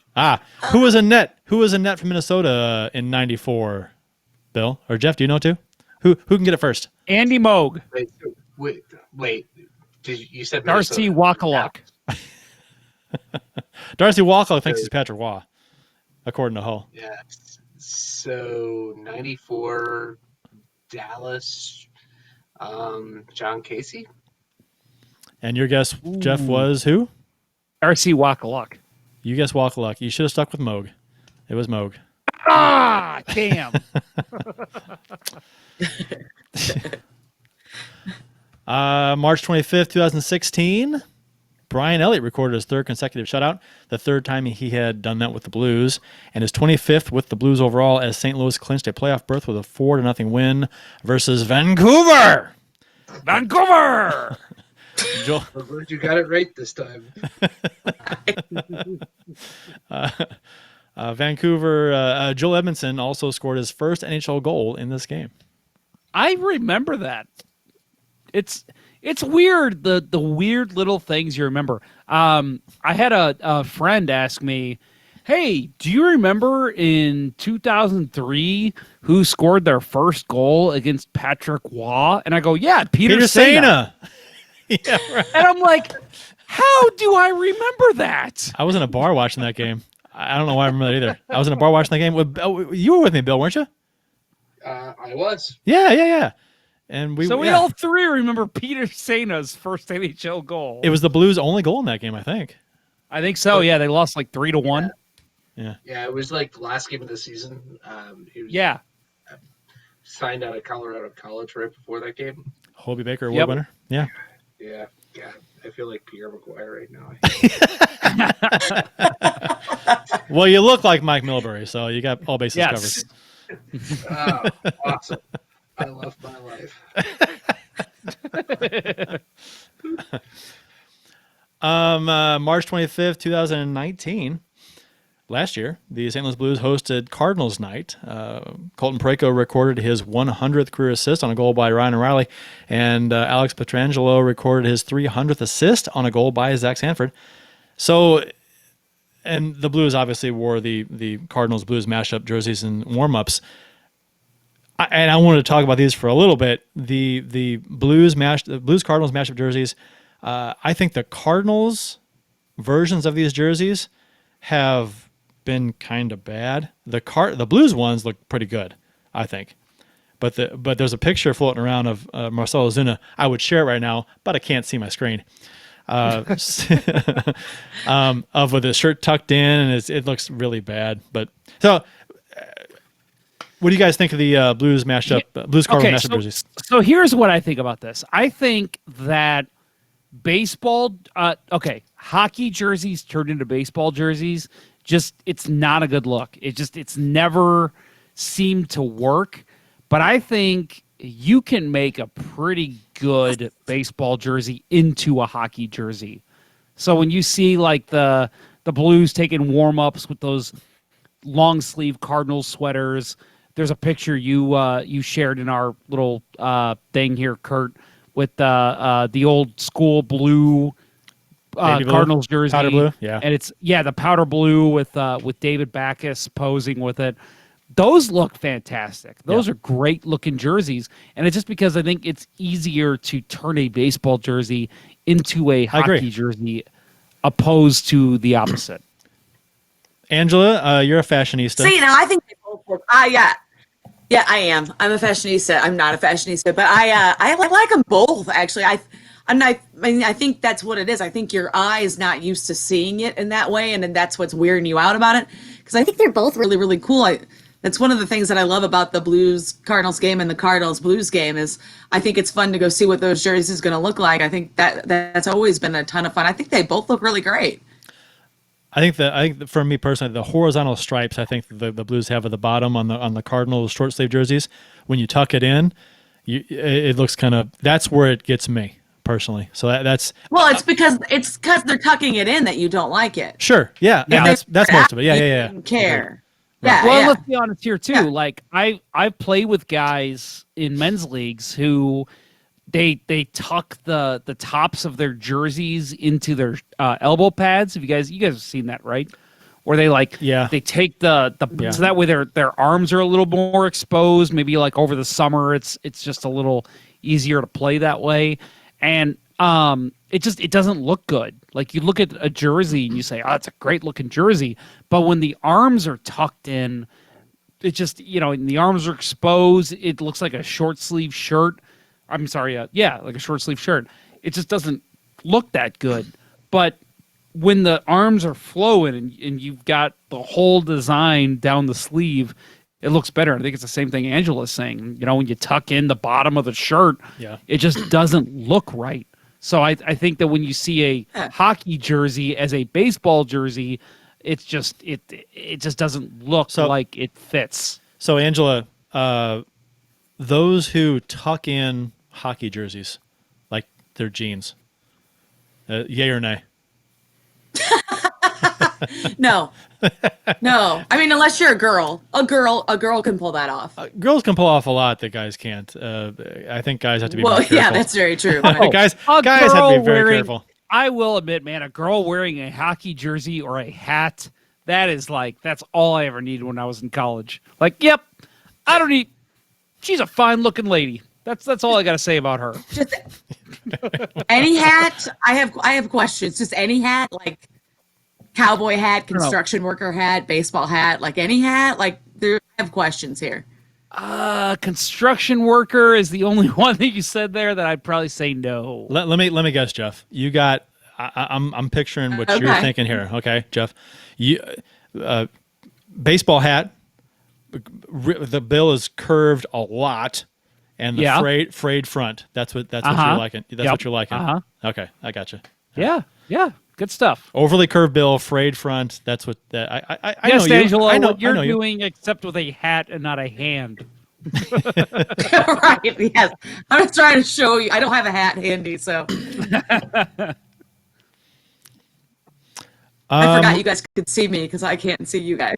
Well, I can't see anything. Am I moving? Can you see me? Yes, I see you. You look great. Okay, I'll take your word for it. Bill's just got the same nothing expression on his face. Everybody else looks like they're moving. I'm gonna beat somebody with a shoe. A Boston Bruins fan, I take it. Hopefully. Rapid fire That was a tidbits. Rangers fan. It was a Rangers game, Rangers and Bruins, where he beat the. I think it was fan with his own shoe. Yeah. Because he was a Bruin. Right. Yeah, that's true. He wouldn't beat his own fan. That's his own team's fan. He might. He might. That's true. He might. Rapid fire tidbits from around the NHL. The NHL postpones everything. Scouting combine, NHL awards, upcoming 2020 NHL entry draft. No other professional league has postponed their draft as of yet. So there's that. NHL.tv is free for all through April 30th, 2020. Full replays of all 2019, 2020 games are available, which is fantastic. Nice gesture by the NHL. I suggested that actually the day that they postponed games. I said, "Oh man, please make this free for just a couple weeks, even." And I think in the article they released, they credited you for the idea. So there you go. Oh well, they should. Mm-hmm. They should have. I deserve it.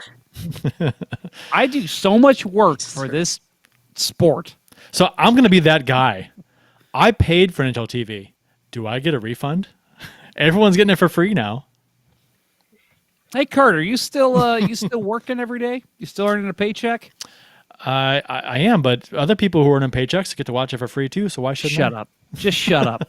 You're still making your money. I don't Shut care. Up. I love NHL You know how TV. many people are out of work right now? NHL You're TV talking with Angela. Angela here isn't getting ambush money. I mean, what the hell? NHL TV is fantastic. I'm happy to pay for it. It's super cheap compared to everything else that MLB TV and NFL doesn't even have a package online you can watch. So there you go. NHL is temporarily slashing salaries of league office employees by 25%. Did you guys hear about this? Yeah, I did. So the league is taking the measure to hopefully prevent layoffs beginning April 1st, which is April Fool's Day, which is a odd day to start this. I don't like this. I mean, the NHL, maybe it's a joke, and they're going to be like, "Ha ha! You got all your money." That'd be a good one. I think I'm sure the people that would appreciate that. I'd like it. It'd be like, for me, I'm not an employee of the NHL. I don't like this. I mean, I mean, 25% is better than getting fired. I get it, but I mean, you're the NHL. You can't afford to pay your employees through this. But I mean, that the billionaires, the millionaires, they're going to line their pockets when they can. So I mean, what's the alternative here? But a lot of teams, I get the alternative is to just say we're going to pay everybody no matter what. But I mean, their social media person. How much work are you putting in right now as compared to when the season's going? Well, the social media person is probably putting a lot more work than most people. But if my point is that the players, the minor league players, they're not playing, and the Cardinals, they're paying them through when I think they came out and said they're paying them for a while anyway. But a lot of people aren't being paid right now, and they're getting compensated by employees of teams. Are there still teams in the NHL that aren't paying their employees? Because a lot of them came out and said they were. There was something that came out with Boston. There was a couple that came out and said they were going to, or they were going to start a GoFundMe, and they weren't paying themselves, but we're going to start a GoFundMe for it. Yeah, I saw that. That's always that's interesting to me that a GoFundMe gets started to pay the employees of owners who own maybe billionaires. That's kind of interesting. But okay, each their own. It's weird to hear the NHL say that they're going to pay the employees, dock them 25% starting April 1st, when you would think they have the money. I mean, it's a really weird time if you don't know how long this is going to go. And I don't know if you guys talked about this while I was missing, but the likelihood of them continuing the season is, I think, very slim. So, sure. I mean, if the year is over for them, are they going to be making more money, or they have to wait until, next season to start actually making money? It's a very unfortunate place that everybody's in, because you don't know how long this is going to last. You don't know what that's going to be about. And, maybe you do start a season and they can make their money, and then maybe they can give that 25% back. But I just don't see that being possible. Yeah, I talked with a season ticket holder today, and he said that they usually ask for payments for next season for season tickets, and they're not taking payments now. So I guess that's true. If that money is not coming in, then they're really kind of in limbo right now. Right. Dan in Yeah, our what's gonna YouTube happen? chat says theoretically it's dangerous to pay people because it could pause all year. That's true. I get it. That's true. I just, I get it. I mean, initially it was weird to me, and I just, I guess because I'm optimistic, and I don't think the season was going to resume. So, but I don't think this is going to last more than a couple of months, maybe. So hopefully that's the case, but we'll see. Dan adds, and once you start paying people, then it may be expected to go on indefinitely. Okay, I get it. I'm convinced. So also, Dan also adds one more thing, and Angela, you'll like this. By the way, Angela is an absolute saint, all in caps, for staying on this long. And Angela, I will say, we've had many thanks. guests. We've had Andy Strickland, Jeremy Rutherford. I mean, we've had some pretty good guests on this show. They have never stayed on this long. So, No. Angela, yes, I agree. You are a saint for staying with us this long. You know, I'm having fun hanging out with you guys. It's been a while since I get to talk hockey. I kind of miss the hockey talk. So I like it. I like it here. Let me ask you You can this. kick me Who's your off favorite if you want me player to right go. now? Oh, no. Stay as long as you like. Who's your favorite player right now? Who's my player right now? Like of all Right now. time? Like I don't know what the question is.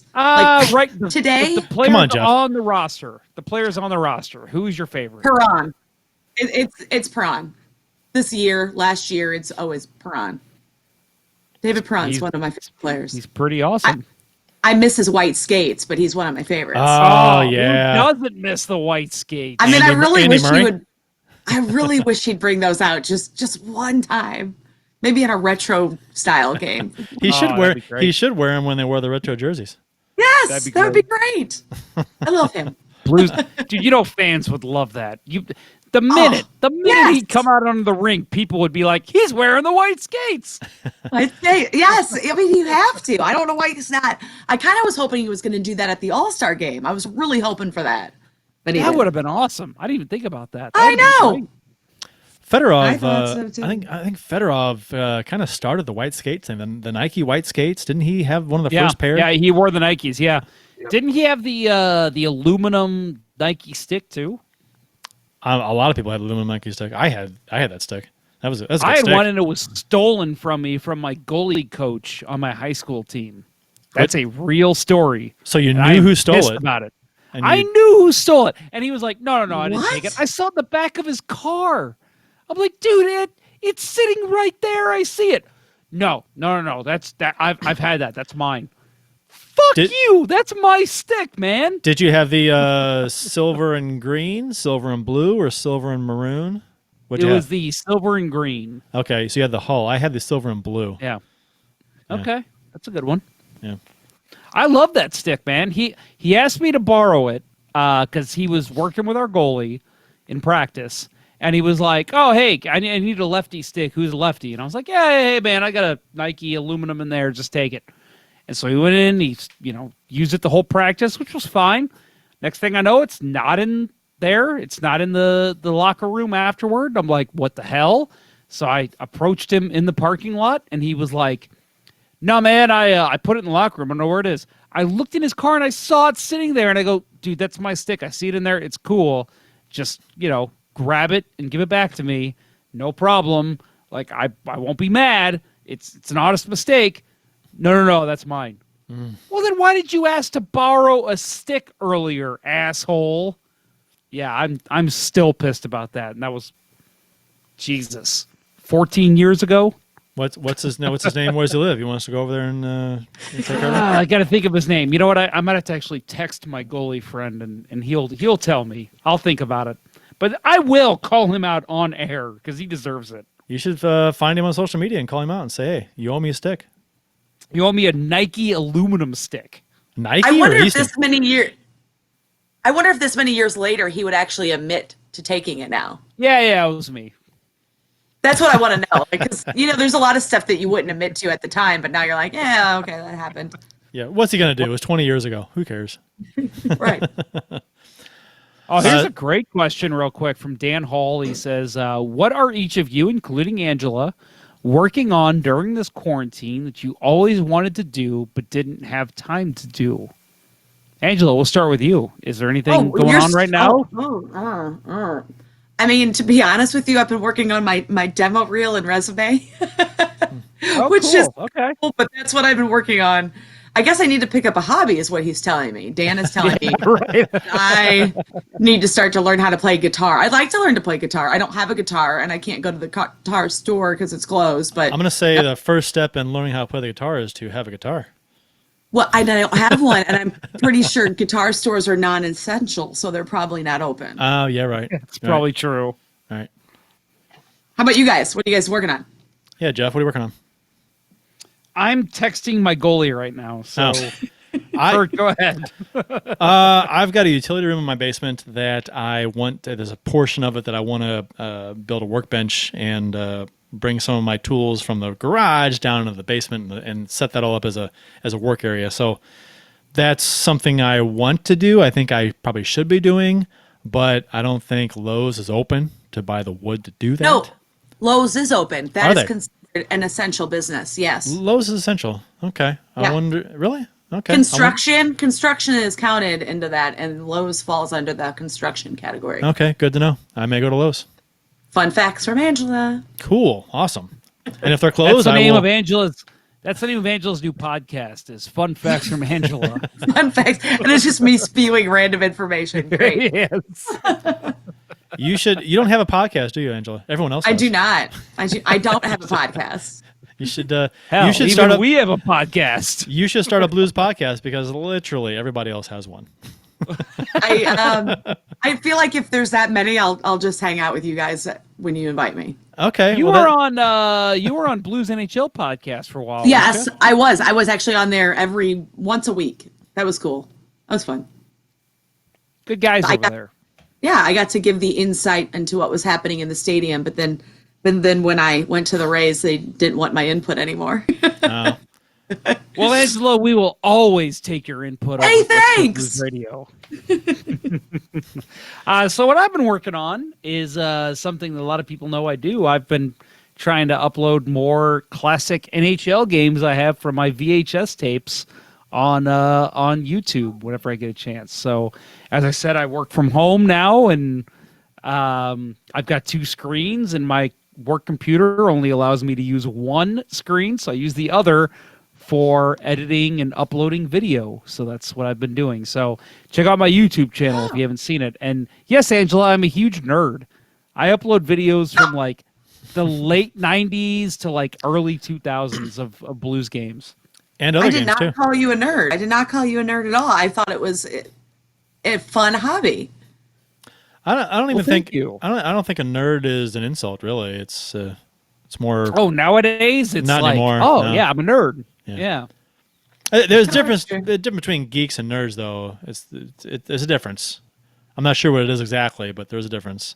And I think I'd rather be a geek. Rather be a geek. If you're asking me, which you didn't. No, I don't think that's Nobody's true. asking you. You But don't I don't think that you want to be. I think the geek is the nerd is like the guy who's just like really smart or really techie, Okay. and the geek is like the guy with no social skills who doesn't know how to talk to women. Okay. Right? All right. Yeah. Right or wrong? I would not want to be that. Okay. So- Like I feel like that's how that goes. I could be in my head. That's how it goes, though. Wow, Jimmy Anderson. I love That's- it. Love that's it, uncalled Jimmy. for. Love it. Nerd basically means Bill Day. What is that? Out of left field. Yikes. Yikes. Yeah.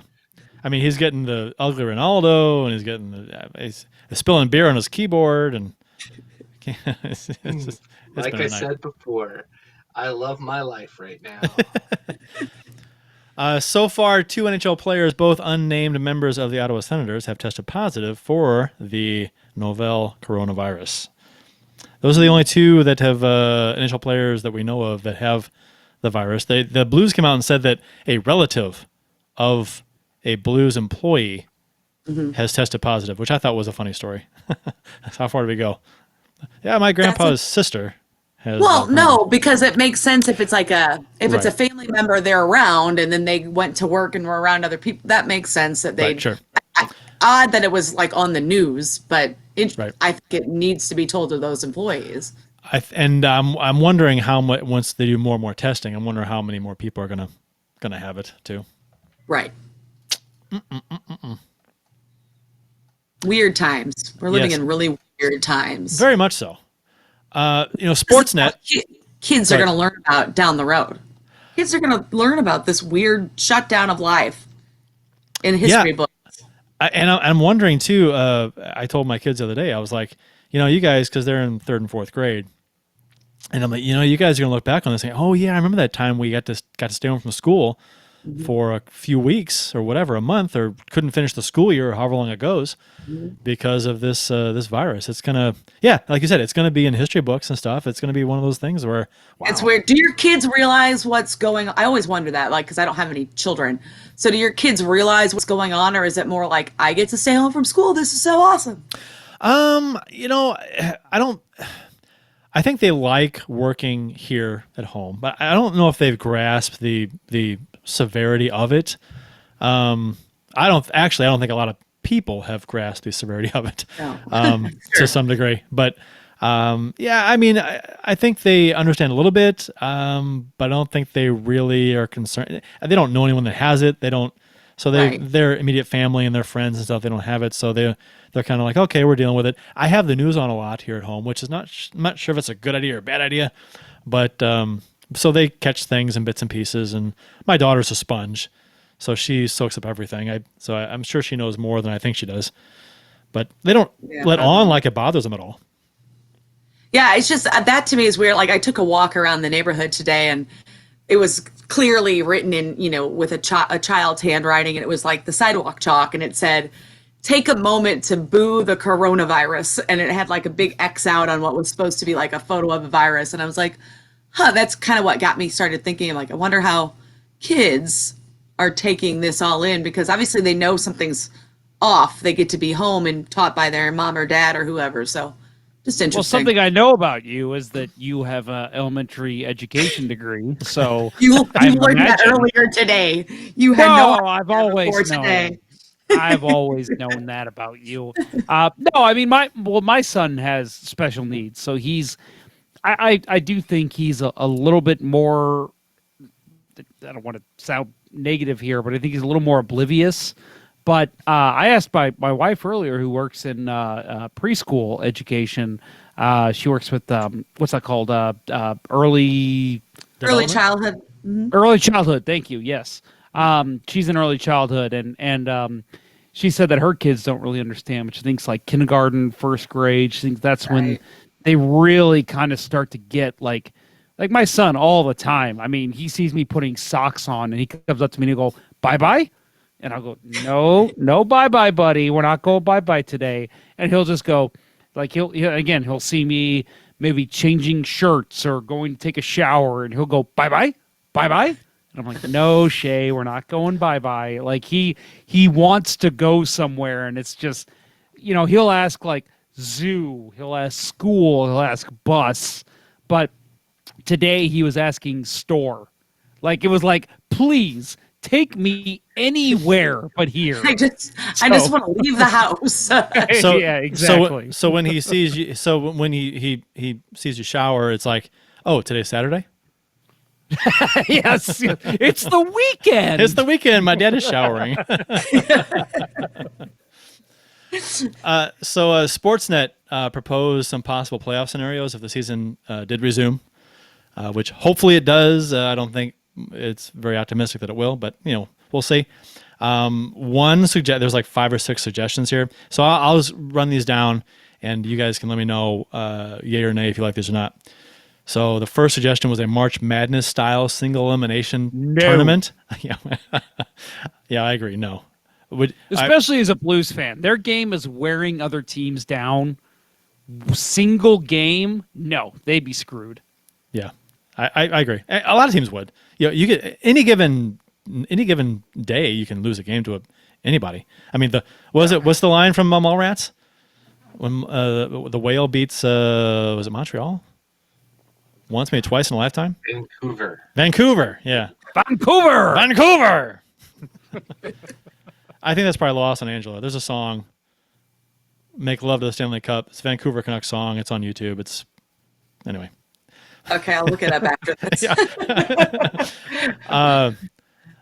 We've played on the show before, and YouTube dinged us for copyright infringement, so we can't do that anymore.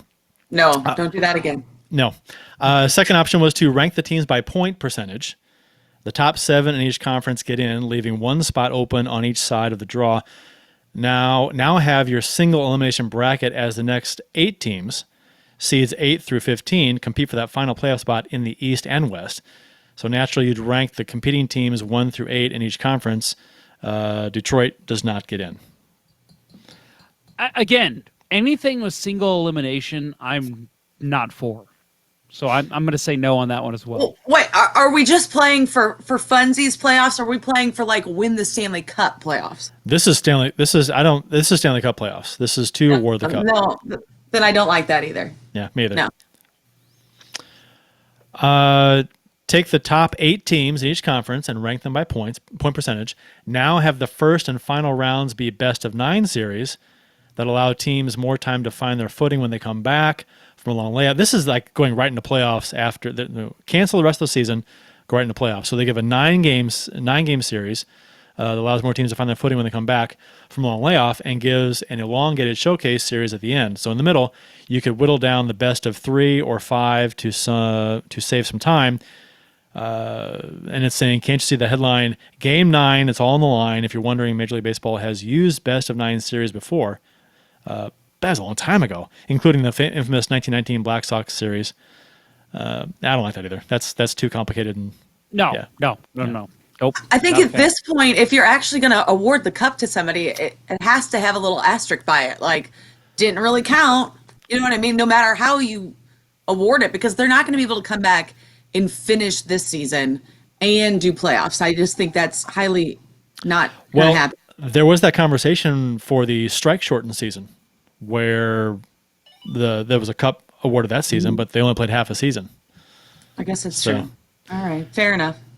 We could just do what Bruins fans are calling for, and whoever would have won the President's Trophy, oh man, they get the Stanley Cup. You know what? It's funny because you saw the conversation I had with some Bruins fans about how they said that it's in the rule book that the team, if a season is canceled, the team with the most points when the season is canceled is awarded the Stanley Cup. And I was like, what? So I looked in the rule book. It is not anywhere in the rule book. And you kept asking them to cite it. I just said, "Where is it?" Have nothing. No, he said, "I found it. It's too. I found it, and a sports outlet found it too. So they said to prove him wrong, and I was like, I can't prove that it's not in there. How's it impossible? But yeah, just post a copy of the entire rule book. It's funny because looking through the rule book, I've never looked for Stanley Cup references before in the rule book. It doesn't mention the Stanley Cup as a trophy anywhere in the rule book. It doesn't mention awarding any type of trophy whatsoever to the champion in the rule book. Nothing. It just talks about rules and things and games. That's because when the Stanley Cup was first instituted, it wasn't to the NHL champion. Right, I know, but they've amended the rule book since and various times, and they could have put something in there, but they don't. And the NHL doesn't actually own the Stanley Cup anyway.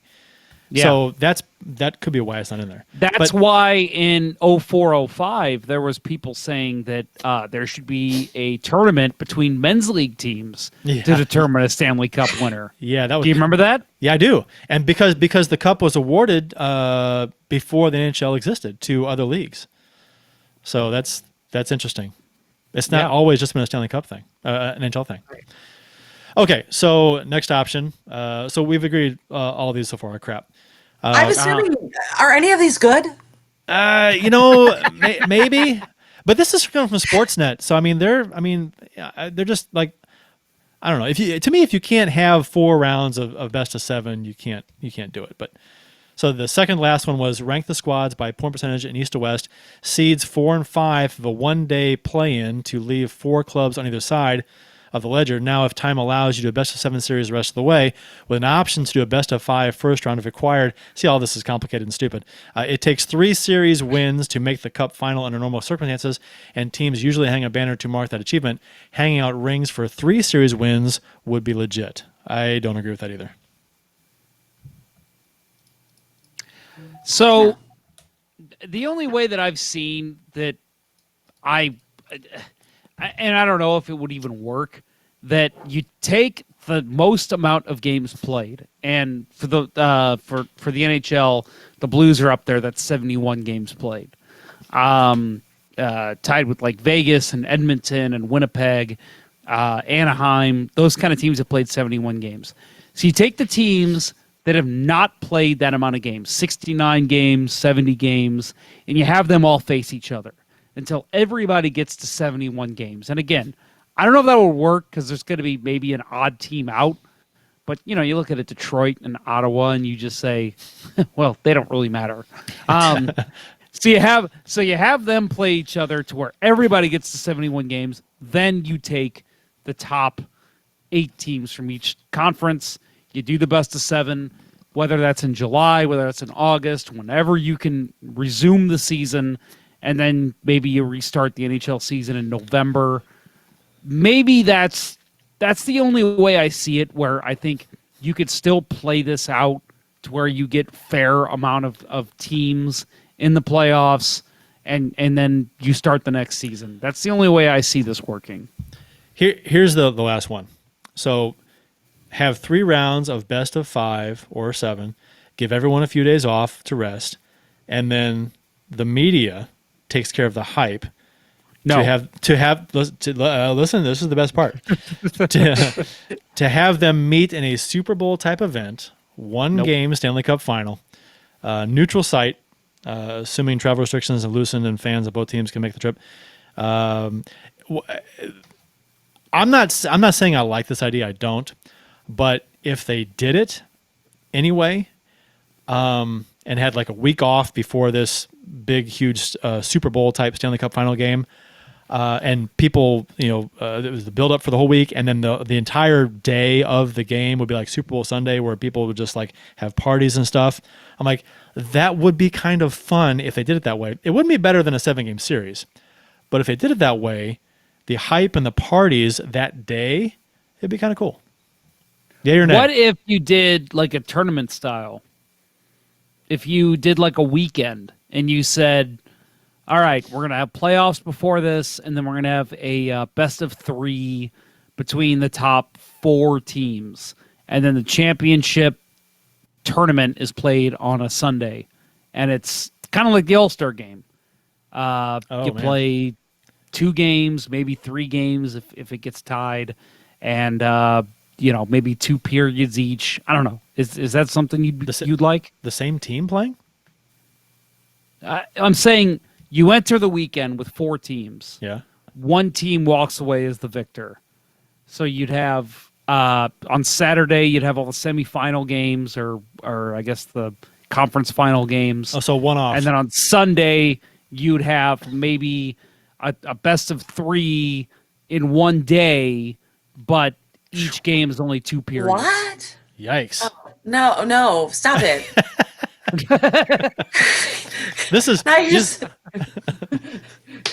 stop that. See, that's why I'm saying this isn't going to work. I agree. You either push everything back and you just continue where everything was at, or you just don't award a victor this year. I don't think you can push everything back, because I don't think the guys are still, in that same shape that they were in just a couple of weeks ago when they were playing, and then you have to give them time to get back, on their skates and ready to go. And I mean, did everybody stay here? Probably not. Some of them probably went back to their homes, wherever they're originally from, I would assume. From what they're saying, that they need to start the season to where they can end the playoffs no later than mid to late July. I think it's kind of the consensus is if they do get started back up again, they would have to be able to finish the playoffs by late July. And that's pushing it pretty soon. Yeah, Like, well, what's the cutoff for that? Like, at what time would you have to be back to beating people? I think May. I think mid-May, I think. Okay. Isn't it? Or early May? Yeah, mid to late May is what I saw. So Well, I feel like that's still possible. it's possible, but then you're We're only here in March, so but you're not having the rest of the regular season. Then you just do playoffs. you're just going straight to playoffs. Pretty sure that's the way it would work. Yeah, which is rough. Would those games be in front of people, or would those games be in front of empty stadiums? Probably all depends on what the CDC decides is safe for people to do. I guess. I'm just spitballing, but interesting. I defer to the CDC on all this stuff. I mean they're the experts. Stop deferring. Well, no, They don't know about hockey. Stop deferring to them. That's true. That's true. They don't. That's true. I probably do know more than most of the average person at CDC about hockey, but yeah, I don't know. I'm a very optimistic person in general. I'm super optimistic about everything. Every year leading up to last season, I thought, the Blues got a shot, but I'm pretty pessimistic about the rest of the season based on the way things are going. Well, I think we're all locked in our houses. Yeah. Yeah. We got a great comment here from Winning Unlimited in the YouTube chat. Let's sue the NHL. Argue the Stanley Cup does not belong in the NHL, but the game of hockey. We sue for a chance for Ponder's Beer League group to play for the Cup as the greatest team. I am all for that, Winning Unlimited. Hell yes. Award it to the Stanley Ponder tournament. Yeah, there you go. The Stanley Ponder Cup tournament that we have every November. So fans, make sure you come for that. I think a lot of those scenarios are fine for video hockey, but not so much for real life situations. Although the Super Bowl thing could be kind of fun. I'm not going to lie. It'd be kind of neat. But I don't think they should do it. I mean, I see your point on that one being, if you made it that big. Yeah. It'd be a fun day. You can make it that big hype up. If you made the like hype, Angela said, I feel like you would probably have to put a huge asterisk there that it wasn't really a Stanley Cup winner. I mean, there's already going to be something weird about this season if they finish it. So, you know what I mean? There's going to be less games if played. They were able to,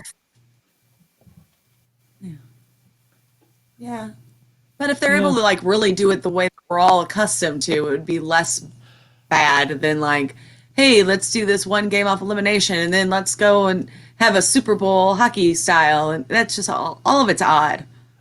I think if they were to end the season, and maybe the teams that are fighting for the last spot or two in each conference, to have I don't know, 2 or 3 teams have a small little tournament to play in for those last spot or two in each conference, and then have the full 4 rounds, best of 7 each. I think that would go over okay. I think that'd be fine. Yeah, that's probably the best. But other than that, I don't know what they would do that would make it fair. All these goofy best of 9, best of 3, one-off March Madness tournament style. No, that's too weird. You'd have, it would never be fully looked at like you won the cup legitimately. So yeah. Agree. Dan Hall asked a good question there in the YouTube chat. Is the NHL waiting to hear what the NBA is saying about their league conclusion and playoffs plan? I think it's just a wait and see for every league. I think they're all waiting for one league to make the first move, and then they'll say, "Okay, yeah, we'll follow suit with what they did." I think that's I don't think anybody can make a move until people are allowed to leave their houses. You know what I mean? That's true. Right. That is true. So you're just wait. I mean, we don't know when that is. You hear them one day say a couple weeks. You hear them the next day say a couple months. So those are very drastically different to me, who hates being locked in my home. Like, those are drastically different. What's the? Are you gonna? When will you leave your home, Angela? Will it be when the state says you can, or would you take it upon yourself to leave before that if you think it's okay? Well, I mean, I'm no expert on diseases, so like I would wait until I would probably still be very cautious with, washing your hands and wiping off everything. Like you go to the grocery store now and I have to wipe off everything. And then you see the people with the mask and I'm like, ooh, am I supposed to have a mask? Am I supposed to have one of those? So I would wait probably. I just want to leave my house. I just want to go really. When can I go back to work? That's all I care about. When am I allowed to go back to work? Because I will go back to work the second the state allows me to go back to my job. When I walk into like last weekend, I went out to get bread and milk because I was out of bread and milk. Bread and milk. I did get bread and milk. Yeah, you know what? I was not hoarding. I was just like I legitimately was out, so I had to go get some. I didn't have to, but I wanted, so I did. And just walking to the store and not touching anything because the first store I went to didn't have anything. Walked in, walked out, didn't touch a thing. I felt dirty. I felt like something was on me. I was like, oh my God. Now you've got it in your head and you're afraid. And I had never seen the movie Contagion until this all happened. And I was like, oh, apparently I need to watch that movie. And then I watched that movie and I'm like, I'm watching life. Like this is our life. We're all locked inside. And I'm not a fan of. I'm not a fan of being told what to do, apparently. Have you seen? It's funny because I was on Netflix the other night and it said that the top watched movies or whatever, Contagion, Outbreak, and then a bunch of like zombie movies, and I'm like, everybody's like wanting to watch movies about having to like stay inside and not go anywhere. Like that seems like the opposite of what people should want to watch right now. Have you guys seen 28 Days Later? No. Oh, I haven't heard of it. 28 Days Later. Yeah, it's It is not the sequel to 28 Days, the Sandra Bullock. No, not even close. It's a zombie-like apocalyptic kind of a infection thing. It's interesting. It's good. I mean, I thought it was good. It's worth a watch if you like that kind of thing. Yeah, when I went to the store, there was no Twinkies there, and I had posted on my social media, like, why are you people only eating the Twinkies? Like, I kind of eat sort of healthy, so, like, everything I wanted was available, oranges, apples, that kind of thing. But all the Twinkies were gone, and then they told me apparently there's a zombie movie that people eat, the Twinkies stay forever or something, and I was like, oh, okay, cool. I didn't know that. I didn't know about I've Twinkies. heard that apparently, like, Twinkies are supposed to live forever. Yeah, they never go that's bad. That's what they said, yeah. It's like it's like a McDonald's hamburger. It like doesn't grow mold. Does McDonald's hamburger never go bad? Is that what I should be stocking up on? I don't know if that's like an urban legend or something, but I'm pretty sure I saw someone took a regular hamburger that you make at home and a McDonald's hamburger, and they put them both under glass, and the McDonald's one looked fine like a month or 6 months later, and the other one was like disgusting. Oh, yeah. Don't tell me because all the stuff in there, all the extra. That could have been a hoax or something, but that's what I saw. Well, now McDonald's is going to sponsor the show, so thanks, Kurt. No, their burgers last forever. That's a good thing, right? No, yes, I guess. Yeah, it depends what you're talking about, but they have the best Happy Meals ever. So that's true. The best fries. Best fries. Who here doesn't want a Happy Meal toy? I would love a Happy Meal with a Happy Meal toy. Dude, when my son gets a Happy Meal toy, I'm so excited. I'm more excited than he is. I'm like, oh, what'd you get? What'd you get? You know what though? The toys aren't what they used to be in the Happy Meals. They used to be better. I'm not gonna lie. They had some cool toys back in the day. I don't know. I have a niece and a nephew, and I take the nephew to. I always want to take him out to lunch, and I'm like, let's go to McDonald's, and he's like. He calls me Gel. Can we go to Chick-fil-A? So apparently Chick-fil-A is now what the kids want. I don't know. Okay. Oh my. That's a shame. Yeah, my kid doesn't really like McDonald's either. He has the chicken nuggets every now and then, but yeah, he typically wants Chick-fil-A or Raising Cane's, and it's like, I like Raising Cane's. Come on, man. I like Raising Cane's. Is good. They're good. Yeah. Do they have a kids toy situation? I don't think they do. Really? No kids meals? I'm sure they have kids meals, but not a toy. I think they have kids meals, but I don't think you get a toy. Yeah. Freddy's is good. Is that Freddy's?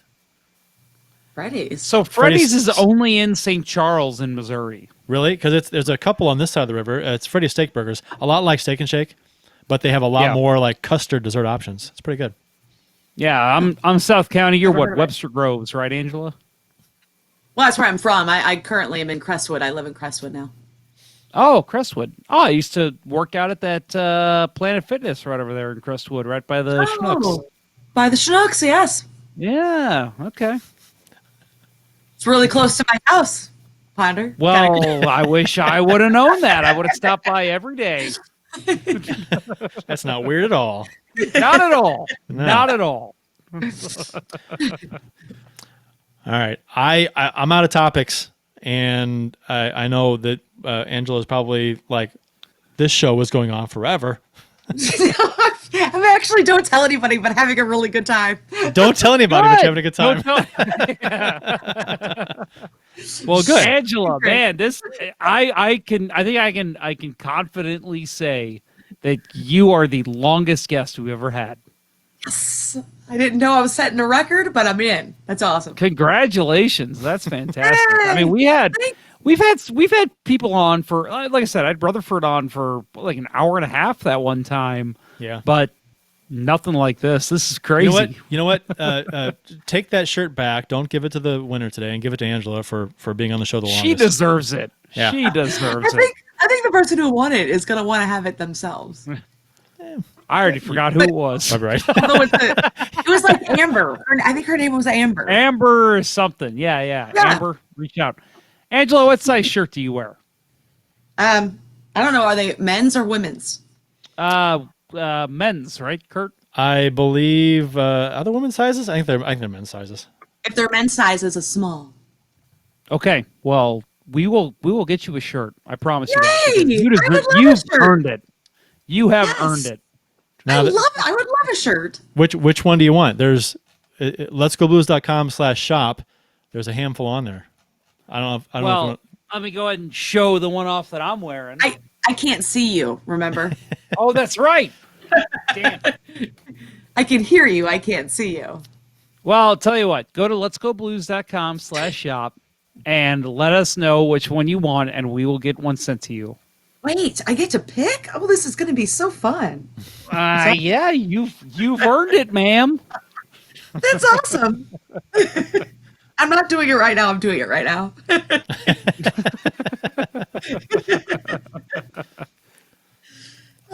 They made me take down a couple of those shirts. You know that, Jeff? Yeah, you told me that. That's a shame. I thought that was kind of bogus. I was like, I use their nicknames. You know, Schenner, Petro, and Benner. What did they make you take down? I had the shirt style that has the names like so and so and so and so and so and so, and they're stacked vertically and it just keeps going down. Yes. I put Petro and Schenner and Perry and Schwartzy and Stanley and a little picture of Stanley Cup. So I thought that would be fine because I wasn't using their names. I wasn't using any logos, didn't use the Blues, reference them at all. But they said, nope, can't use a lot of players apparently nowadays are trademarking nicknames. So they're shying away from letting people put nicknames on shirts. So I'm like, man, okay. Had to take it down. Oh, well, that's sad. Yeah, that's sad. That's okay. I can't. This won't load right now. I'm having all sorts of technical difficulties. I'll tell you later. They're called technological differences. Right. That too. All right. I think we'll wrap it up. And yeah, I think so. Yeah, we've gone pretty goddamn long tonight. Hey, Bill, how you doing over there? Bill's very quiet, you guys. It's morning.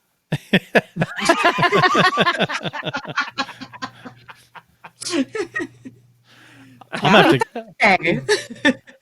I'm about to clip that one off. That's a good comment there from Bill. And I can't. This is how I'm going to close the show. Usually I do the exit song and stuff, and the screen. I can't see anything, so I'm gonna have to guess where the X is on the browser window. And after we all say bye, I'm going to close the browser window, and that'll close the show. That's all right. That's what we're gonna have to do this show because. Well, again, Angela, how can people find you on social media? You can find me on any social media platform just by using my name, Angella Sharpe. Angela has 2 L's. Sharpe has an E at the end of it. Awesome. Okay, and where can they find the Daily Mix again? The Daily Mix, you can watch us all the time on STL TV's channel, but it's probably easier for you guys since you're watching this on YouTube to check us out on our YouTube page, STL TV, and just find the Daily Mix. And since we're all quarantined inside, you can watch all the past shows too. Perfect. Lovely. Okay. Well, Angela, thank you so much. This was so much fun having you on. Hey guys, thanks for having me. This was a blast. that'll wrap up episode 57 of season 8 of the original St. Louis Blues Hockey Podcast, Let's Go Blues Radio. Thanks for listening, and thanks to those who participated in the YouTube chat during the live show. We hope you guys enjoyed it as much as we've enjoyed bringing it to you. Thanks again to Angella Sharpe for joining us tonight. For Jeff Ponder and Bill Day, I'm Kurt Price. Until next time, everyone, let's go Blues. Let's go Blues. Can I get a Let's Go Blues? Let's go Blues.